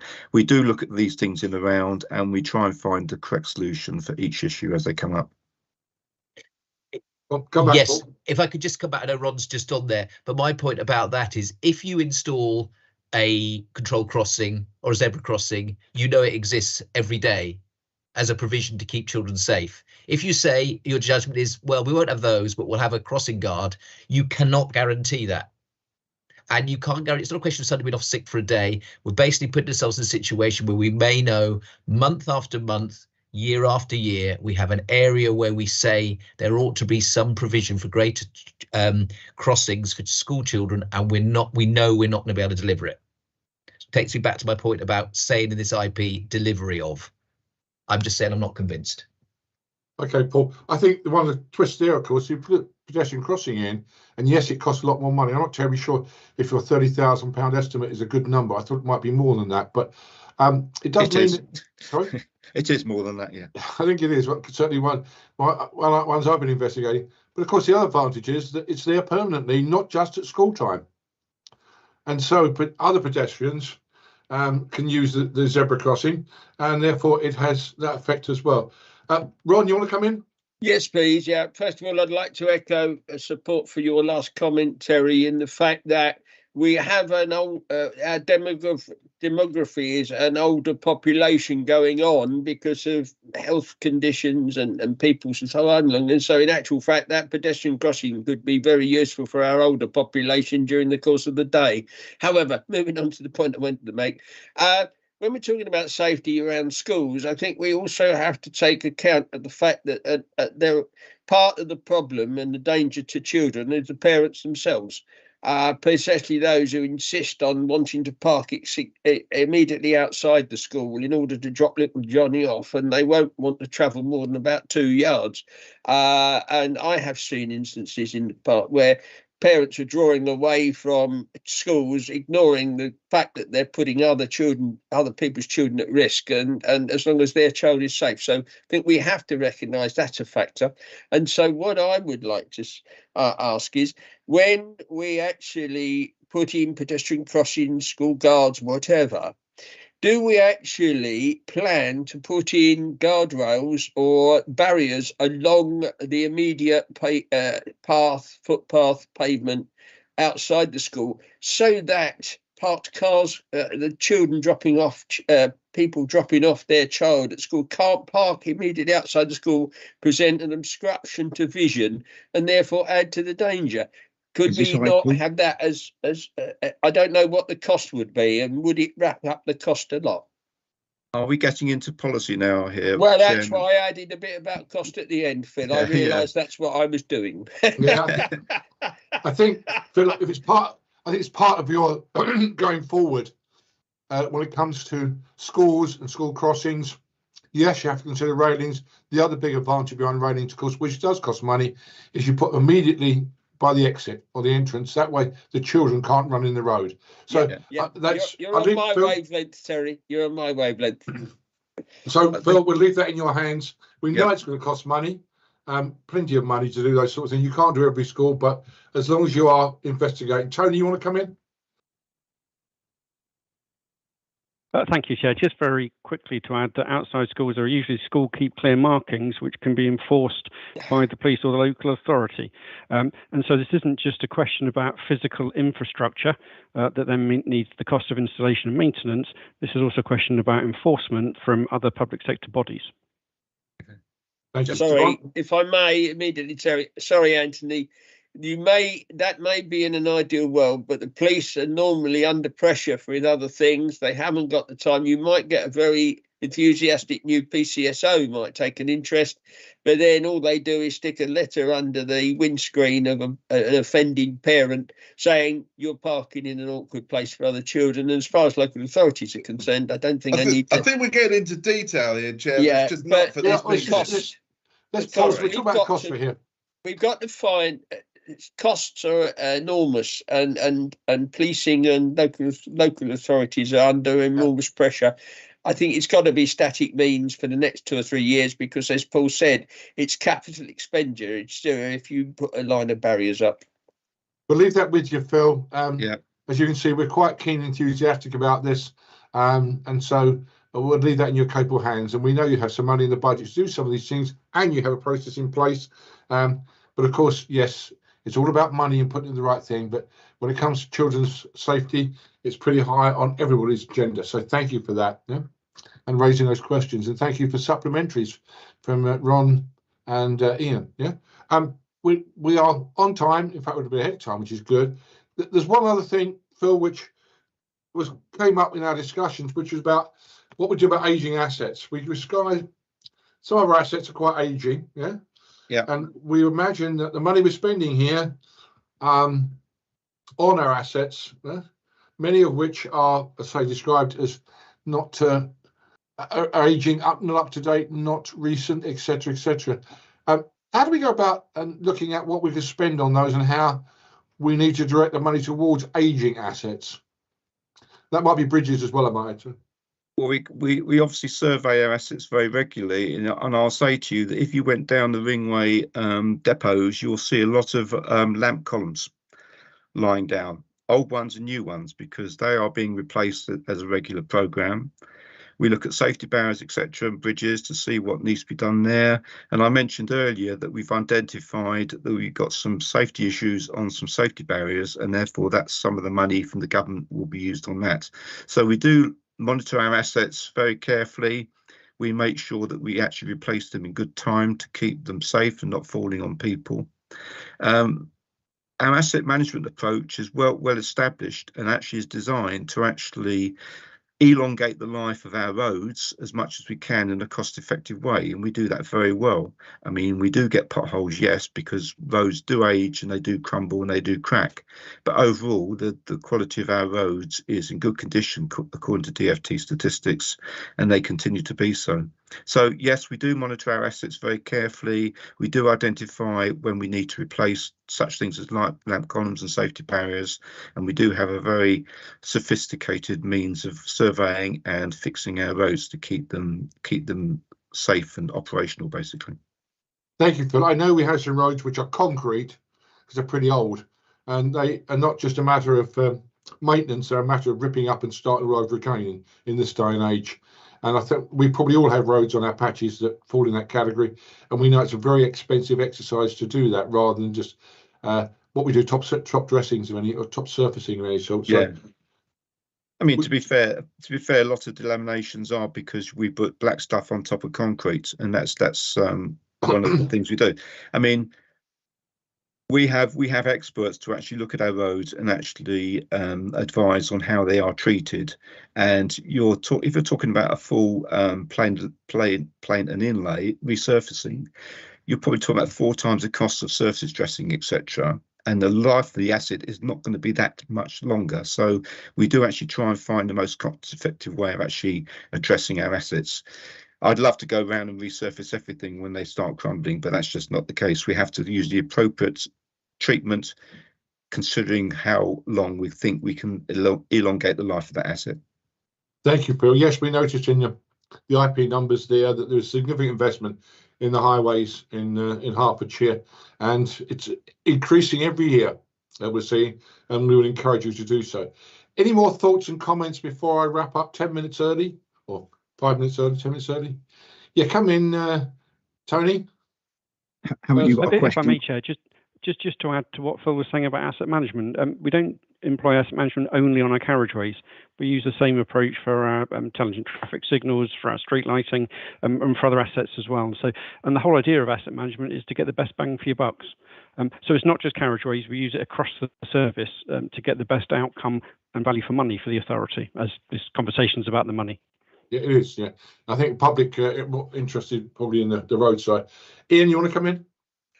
Yeah, I mean, just doing on the back on the first question we asked around the 33 million, has there been any consideration as to the possibility, even as perhaps as an hypothecated amount, to use some of that 33 million to increase highways locality budgets to allow for greater input by members into the spending of that 33 million? A short answer is no. We have actually discussed locality budgets. I will say to you now that we are looking at ways we might be able to increase them, but making sure that that money is spent in a way that actually elongates the life of our assets, because you need to remember that that £7 million is taken straight out of our Cat 2 budget, which is your maintenance that come just below the urgent maintenance. So that budget was reduced about £3.5 million when £7 million was taken out. So if we increase HLBs even more, then we've got to consider where's that money going to go and where would we like it to go. I'll say no more than that, but we are talking, and officers are actually trying to come up with some schemes to allow us to do that. But watch this space, as it were. Thanks, Phil. Ron, coming in. Yes, just very quickly, it was another question on safety, but not children this time, generally. I've noticed with the increased wet weather that the white lining, the white lines on roads seem to be affected far more than they used to be. Now, it has the quality of the materials used been changed? Because it seems to me that when pedestrian crossings start to disappear across a road, or the hash marks round a difficult bend in the middle of the road start to disappear, it actually creates a safety hazard.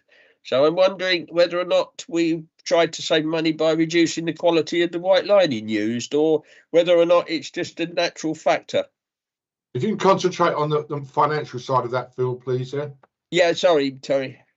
On the financial side, obviously, that the lining we do at the moment, as I say, is cost effective. It doesn't last as long as some processes, but more expensive processes can only be used in certain circumstances. And I know technical experts, but I do know there is a more expensive process, but it is more expensive and it can only be used in certain circumstances. Tony might be able to elaborate on that, but as I say, the lining we do at the moment gives us good value for money as far as we're concerned.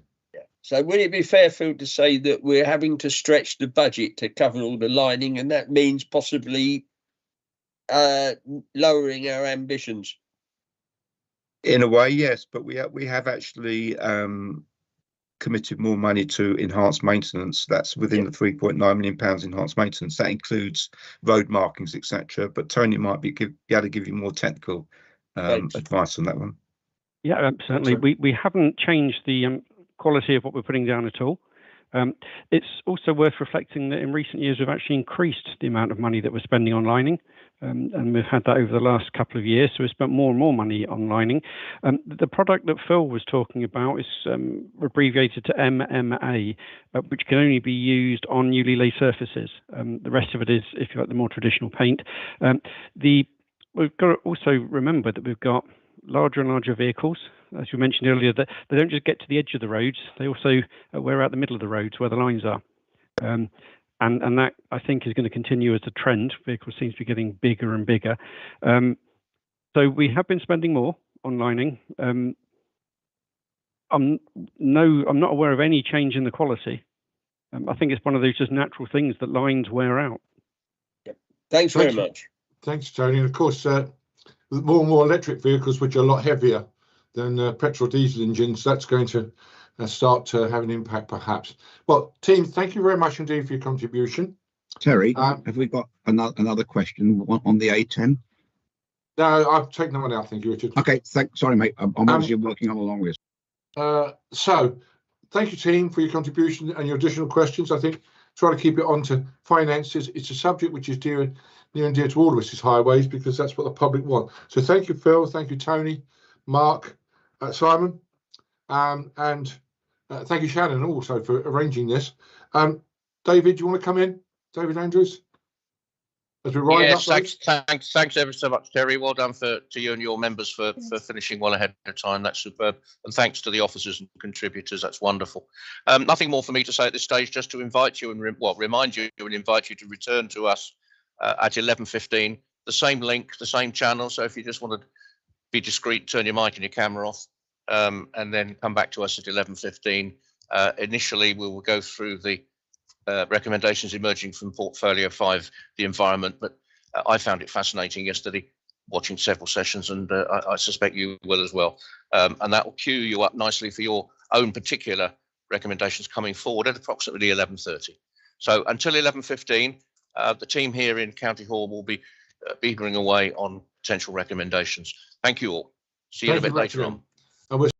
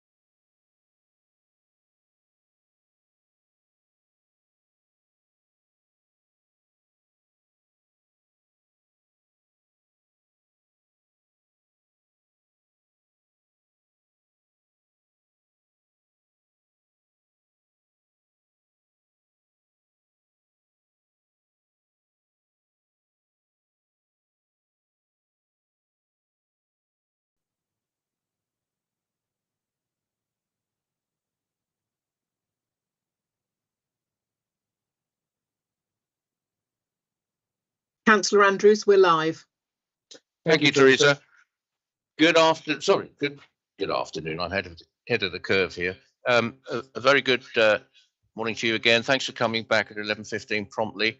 This is initial phase of the recommendation review, and we're starting off with Portfolio 5, the environment portfolio, and that will be led by Joanna. Joanna, over to you. Thank you ever so much, David. So today we heard in this morning's session some of the really good work that Environment have delivered so far, especially around their waste management, such as the Waterford sites, and also the looking to decarbonise the estate through schools and obviously offices as well, and also the building of the first net zero school in Hertfordshire, which will potentially more than likely become receive Passive House standards. In addition to that, we're addressing some really crucial things such as recruitment, as there has been difficulty in recruiting staff to the Leeds area. We heard of some really innovative ideas around pooling resources and creating a bank of specialists with other local authorities in the area to really ensure there's a resilience to the demand, and that is flexible when required, when special specialisms are required. And then also around work regarding performance measuring of these areas, such as we're looking at ways for biodiversity net gain and ensuring that applications are processed in time to ensure that the local authority has to pay a fee for that application. On that note, just because we have limited time, I'm going to ask Natalie now to share the slides on potential and recommendations that we've drawn out from the discussion today. So as you can see, they're proposing 3 recommendations and including a strategic one. The first one is around the consequence of not prioritising sustainability within business as usual, and ensuring that this is fully embedded within council work and measured and monitored as well. And then on that note, and following on, really to ensure that the benefits, sustainable benefits identified within projects such as decisions and policies as well, are delivered and the savings are made, and that stringent monitoring is in place so that throughout the life cycle of these projects, so that these sustainable benefits are delivered. And then finally, around the Directorate prioritising behavioural change projects, such as we heard the food waste project, so that Council can deliver on its carbon commitment within budget and time allocated. And then finally, on regards to that strategic oversight that we've seen, what we talked about earlier, which was the innovative approach to staffing of Leeds, and the learnings that we can taken from that and shared across the Council. Thank you, Sandy. I would like to hand it back to you. Right. Well, thank you very much. I mean, that last item, I was sort of bowled over by what was presented on the shared service. And so I think I absolutely agree that if we could learn that more, what I couldn't quite decide was whether, in fact, Lynn Seeney was giving the absolute argument as to why there should be a unitary authority, or conversely, that you don't need unitary authorities if you have an effective system of shared services. But it was a very, very compelling presentation. So I'm very happy to see that. The opening bullet, I mean, the issue that we probed there, it's not just the financial consequences, it's the strategic consequences. Because if we as a county have set a strategic objective to go zero carbon and to say that there is a climate emergency. Sorry, could you keep the recommendations up? It's much easier if they stay on the screen. I don't need to see. We don't need to see. Natalie's just going to bring the slides up again. There was just a slight, You can bring that back up. I mean, it is the strategic issue, and that's what we were trying to unpick. So I think it is the strategic and financial consequences. Okay. And I think that there were 2 aspects. One was that we really did think that the Sustainable Hertfordshire impact assessment was just too desperately scanty and thin, and that really, if this is a profound strategic objective of the council, we need to have a much more beefed up SHIA in future years. And then the real point, which they acknowledged, basically, I mean, basically Eric Buckmaster acknowledged it should be beefed up.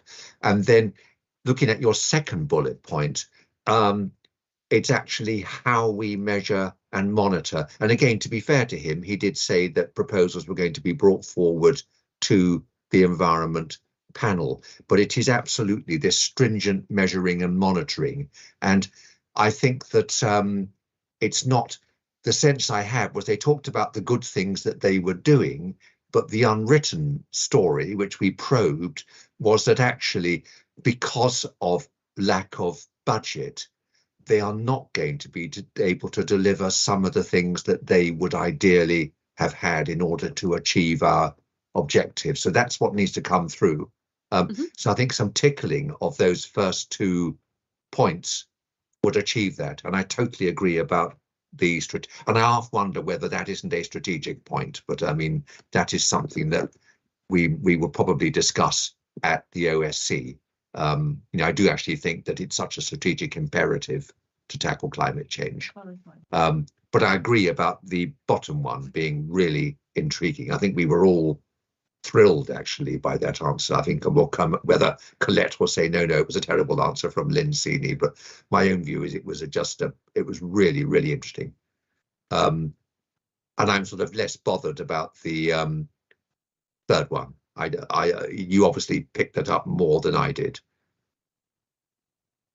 And did I have anything else? No, I basically had picked up on those. I mean, the external funding one is one that, you know, they admitted is a vulnerability, but I think less is more in this case.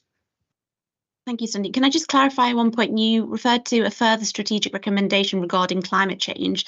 Was that in reference to the first proposed recommendation regarding embedding sustainability within? Yes. So, okay, you're suggesting that to be, And it needs to be the strategic and financial consequence.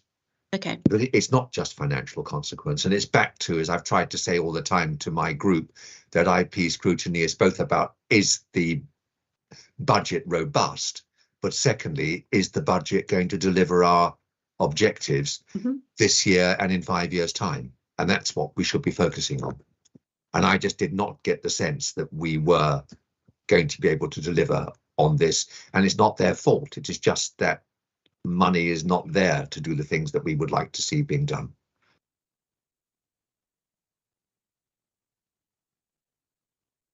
And I see that Paul has his hand up. Paul, if I'm sharing this, Paul. Thank you. I'll take that as an invitation to speak. Yeah, I just want to build on that last point about innovative approach to staffing. A lot of the risks were related to ability to recruit, and there was an acknowledgement, we stick with finance, of our inability to pay people, you know, more significantly to recruit. And we talked about these two things, but the other thing that came up for me was within that was approach to flexible working and related to inclusivity, getting access to people who we might not otherwise include as potential you know, part of the workforce. I just wondered if we could add that. I mean, Mark Durand specifically referred to it. He said diversity, equality and inclusion was a recruitment tool. And a reason I think we should put it in is because there seems to be a disconnect between the officers, the senior officers of this administration, and other parties in terms of how valuable this is or not. Indeed, as we know, there is some scepticism being shown in other groups. So I think if we think it's important, which I think it is, innovative approach, let's stick it in. You just need a comma, you know, flexible working or some other phrase like that, in my opinion.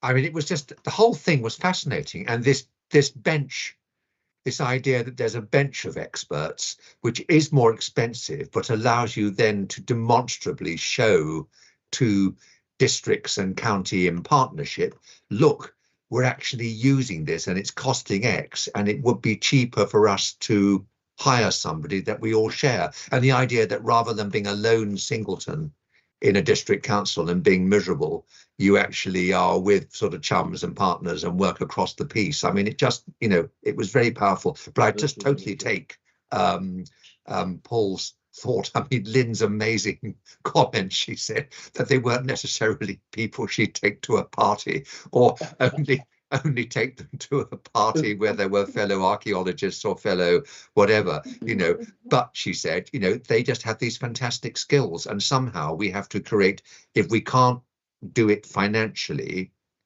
we have to do it in other ways. And I think we were all just really fascinated by what she was saying. So yes, if you can build in what Paul has said, because that was part of it. I mean, I actually thought it was a really interesting session, actually, that, you know, it sort of, and there was space to explore things rather than just rattling through a sort of machine gun series of questions. So are we all happy there? Must have been well chaired, Sandy. Oh, I couldn't possibly comment. Oh, someone's got their hand up. Who's got their hand up? Oh, no, it's gone. It came and went. If that's it, then I think we can move on to, to Sonny has just appeared, but still wearing his Wellington boots. But if that's it, I think we can move on to Highways and Transport and my distinguished colleague, Terry. Good, thanks for that, Sandy. Yeah, we'll just give it a few more minutes because just clarify everybody is here. Terry, are you comfortable that all your stars are here? Looks like it. Okay, Terry, over to you.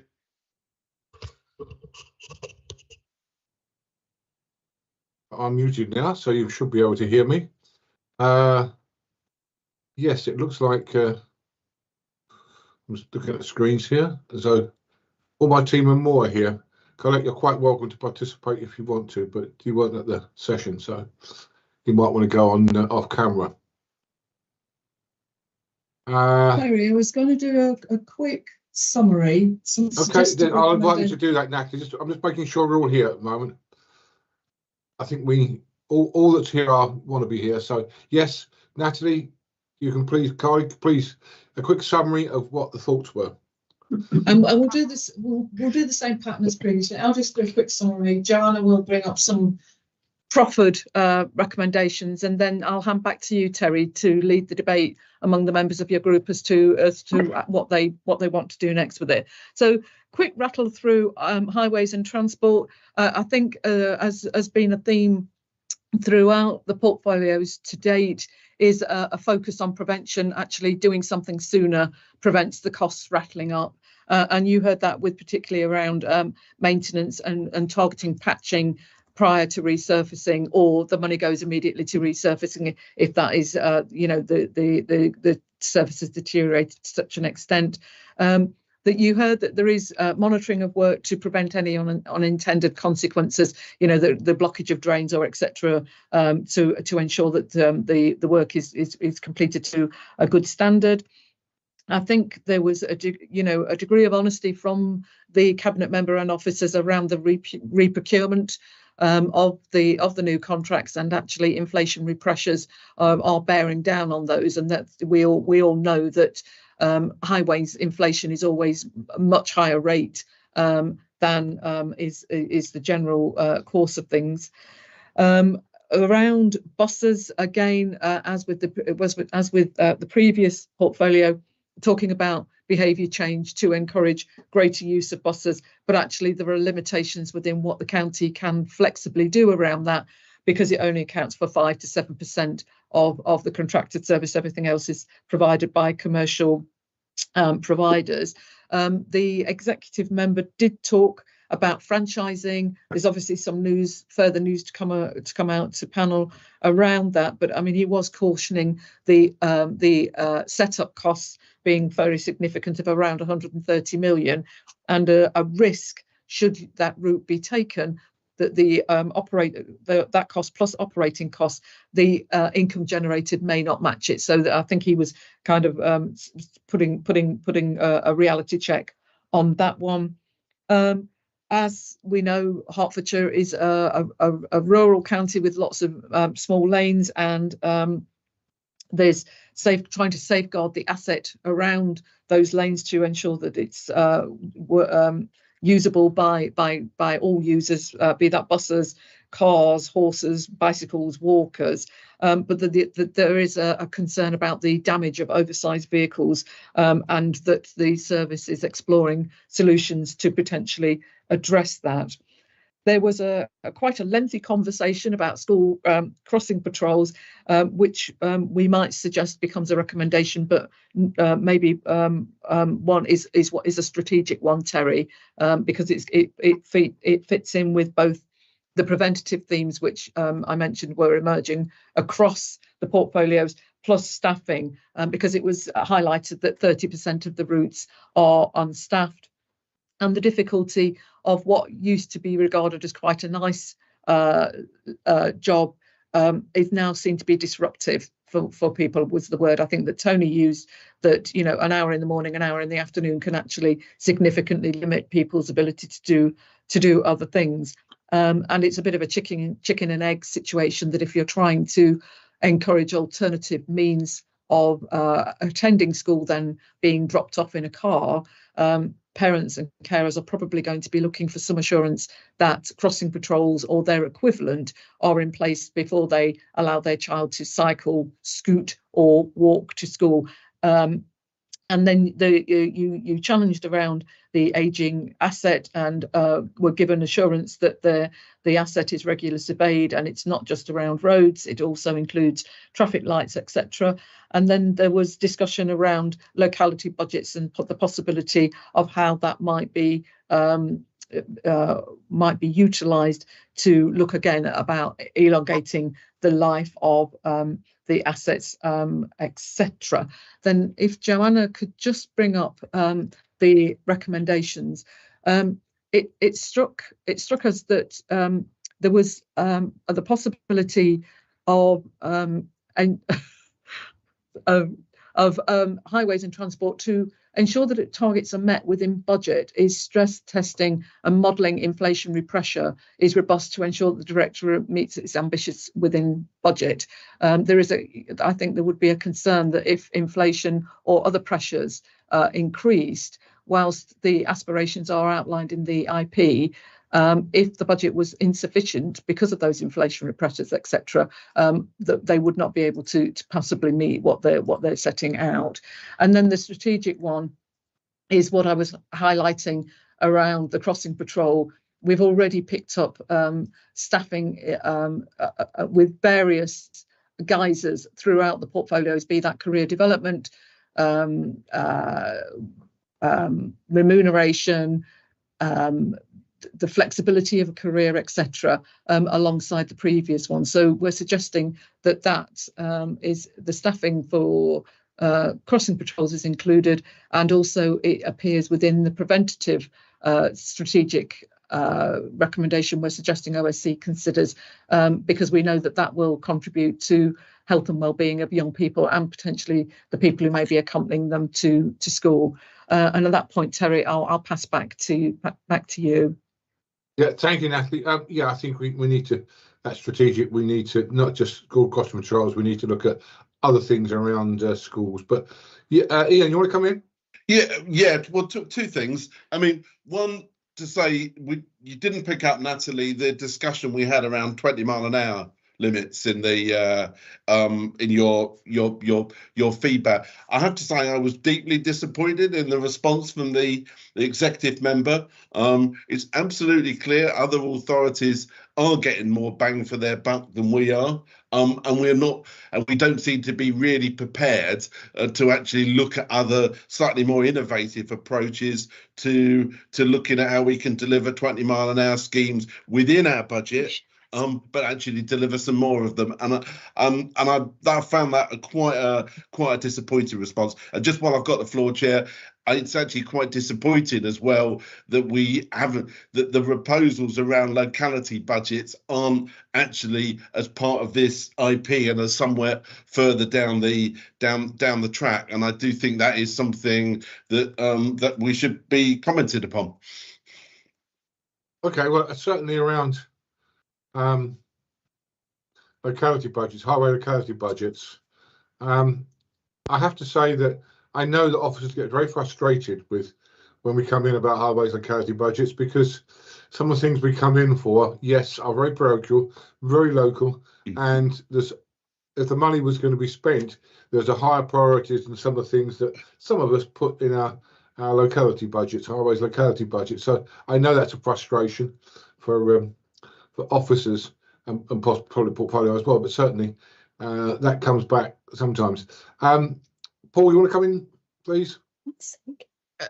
Yes, I just want to pick up on what Ian said more broadly, that there was a conversation that was about school safety and related school children's safety travelling to school, because we talked about 20 mile an hour, and Phil Bibby, the executive member, said 20 mile an hour around schools is now being prioritised. I would like that to be in that, and I think it'd be the same item, because crossing patrols in it, though I wouldn't want crossing patrols described to disappear from it, because back 2-3 years ago, when I became first baby member, there was much trumpeting of 20 mile an hour schemes being calculated. This is not about the policy, this is how they were going to prioritise them. And I was told that schools, as presence of a school, would be a priority. I have seen absolutely no evidence of that in my area at all. So we're not doing it. We're now hearing 2.5 years later that now we're going to think about doing it. We've got a plan, but we don't quite know what the plan is. So I'd like that to be within it, so we could broaden the strategic about travel to school safety, make it clear it's not just about a 20 mile an hour just right in front of the school gates, because people have to be able to get to the school. They don't all live by the school gates. But the crossing patrol element and the alternatives like installation of infrastructure like zebra crossings could be incorporated within it, reference within it, in my view. I do also have actually sympathy with Ian. I know it's difficult, but to hear, as we did on a couple of occasions, yes, we've got a really good idea. This was about, about certain things. We can't tell you about it, but we've got a great idea. We're going to do it a bit later. Adds to a little bit of the skepticism, but I do appreciate people are under a lot of pressure in terms of timings of things. So that's part of our job, though, to make sure that those ideas do materialise. In terms of, as Terry, you said about highways, locality budgets, the frustrations of officers about how members prioritise them. Understand that, but there are other ways of tackling it, like giving members more say in the IWP process. That's incredibly centralised. Enough from me. Paul, when it comes to crossing schools and such like, we've got to concentrate here on the money side of life, and how we can word that our concerns around schools, whether it be crossing patrols, whether it be 20 mile an hour speed limits, whether it be zebra crossings, these sort of things at school. So strategically, we've got to make sure that our comment there reflects the funding for those sorts of priorities which we have and which we know the public have, and more importantly, the safety of the children of Hertfordshire. So I'll come back to you in a minute, Ron, but Natalie, what's your thoughts? How can we word something in there around that as financial?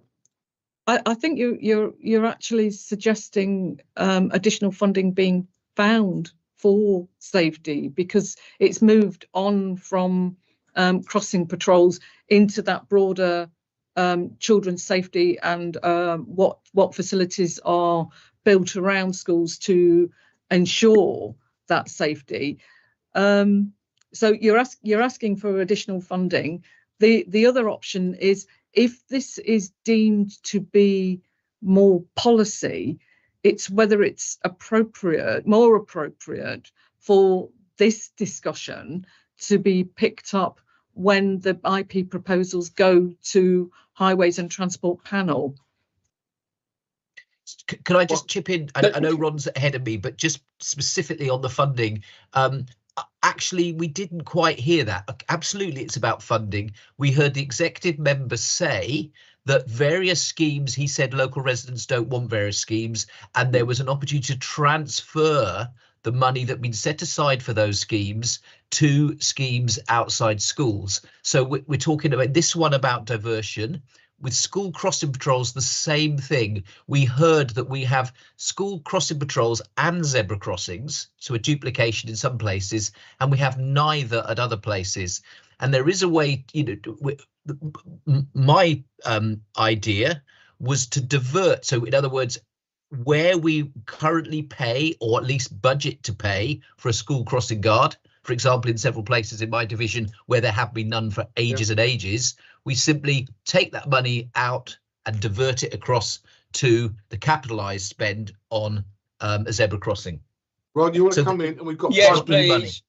We've got 5 minutes. I've got to leave you to go to the next note, Group 7. So what I wanted to say was that we have a device by which we can concentrate the strategic. We've got the Safer Route to Schools department, team, whatever you call it. I would suggest that a number of things we all mentioned concern safety, including me mentioning parents of the schools themselves. I wonder whether or not we could actually encourage some wording here could encourage the coordination of all the various ambitions, options, plans under the one name, Safer Routes to Schools, and that could encompass particular coordination, so that we could actually suggest that by coordinating the budgets and looking at the budgets carefully, there may be a way of actually improving the actually delivery from the same amount of money. Because I think it's not about asking for more money, because we're not going to get it. But what we can do is, if we do smarter working, and that may mean moving teams around, where are we not having proper coordination? Does the unit that does the street crossing work with the person who does the lollipop people? And then what about who looks after, who enforces the parking, that sort of thing? Ron, we're going down policies here. We're talking money. Natalie, what's your thoughts? What can we put in there that covers all those nice things? Coordinating, I think. I've got to go, Terry, because I've got to the pre-meeting. Please give my apologies for that meeting. I'll try and get there in a minute. Yeah, okay, cheers. So I think that you're talking about the two things that have come up is Paul is suggesting reallocation of funding from within 20 mile an hour to school sites, so that wouldn't be an additional cost pressure, because it would continue to frame what is there. I think Ron is talking to improve delivery, again within current funding. I think there is a way of amalgamating those two as a recommendation, because you're not asking for additional money, you're just asking for a different way of that funding working.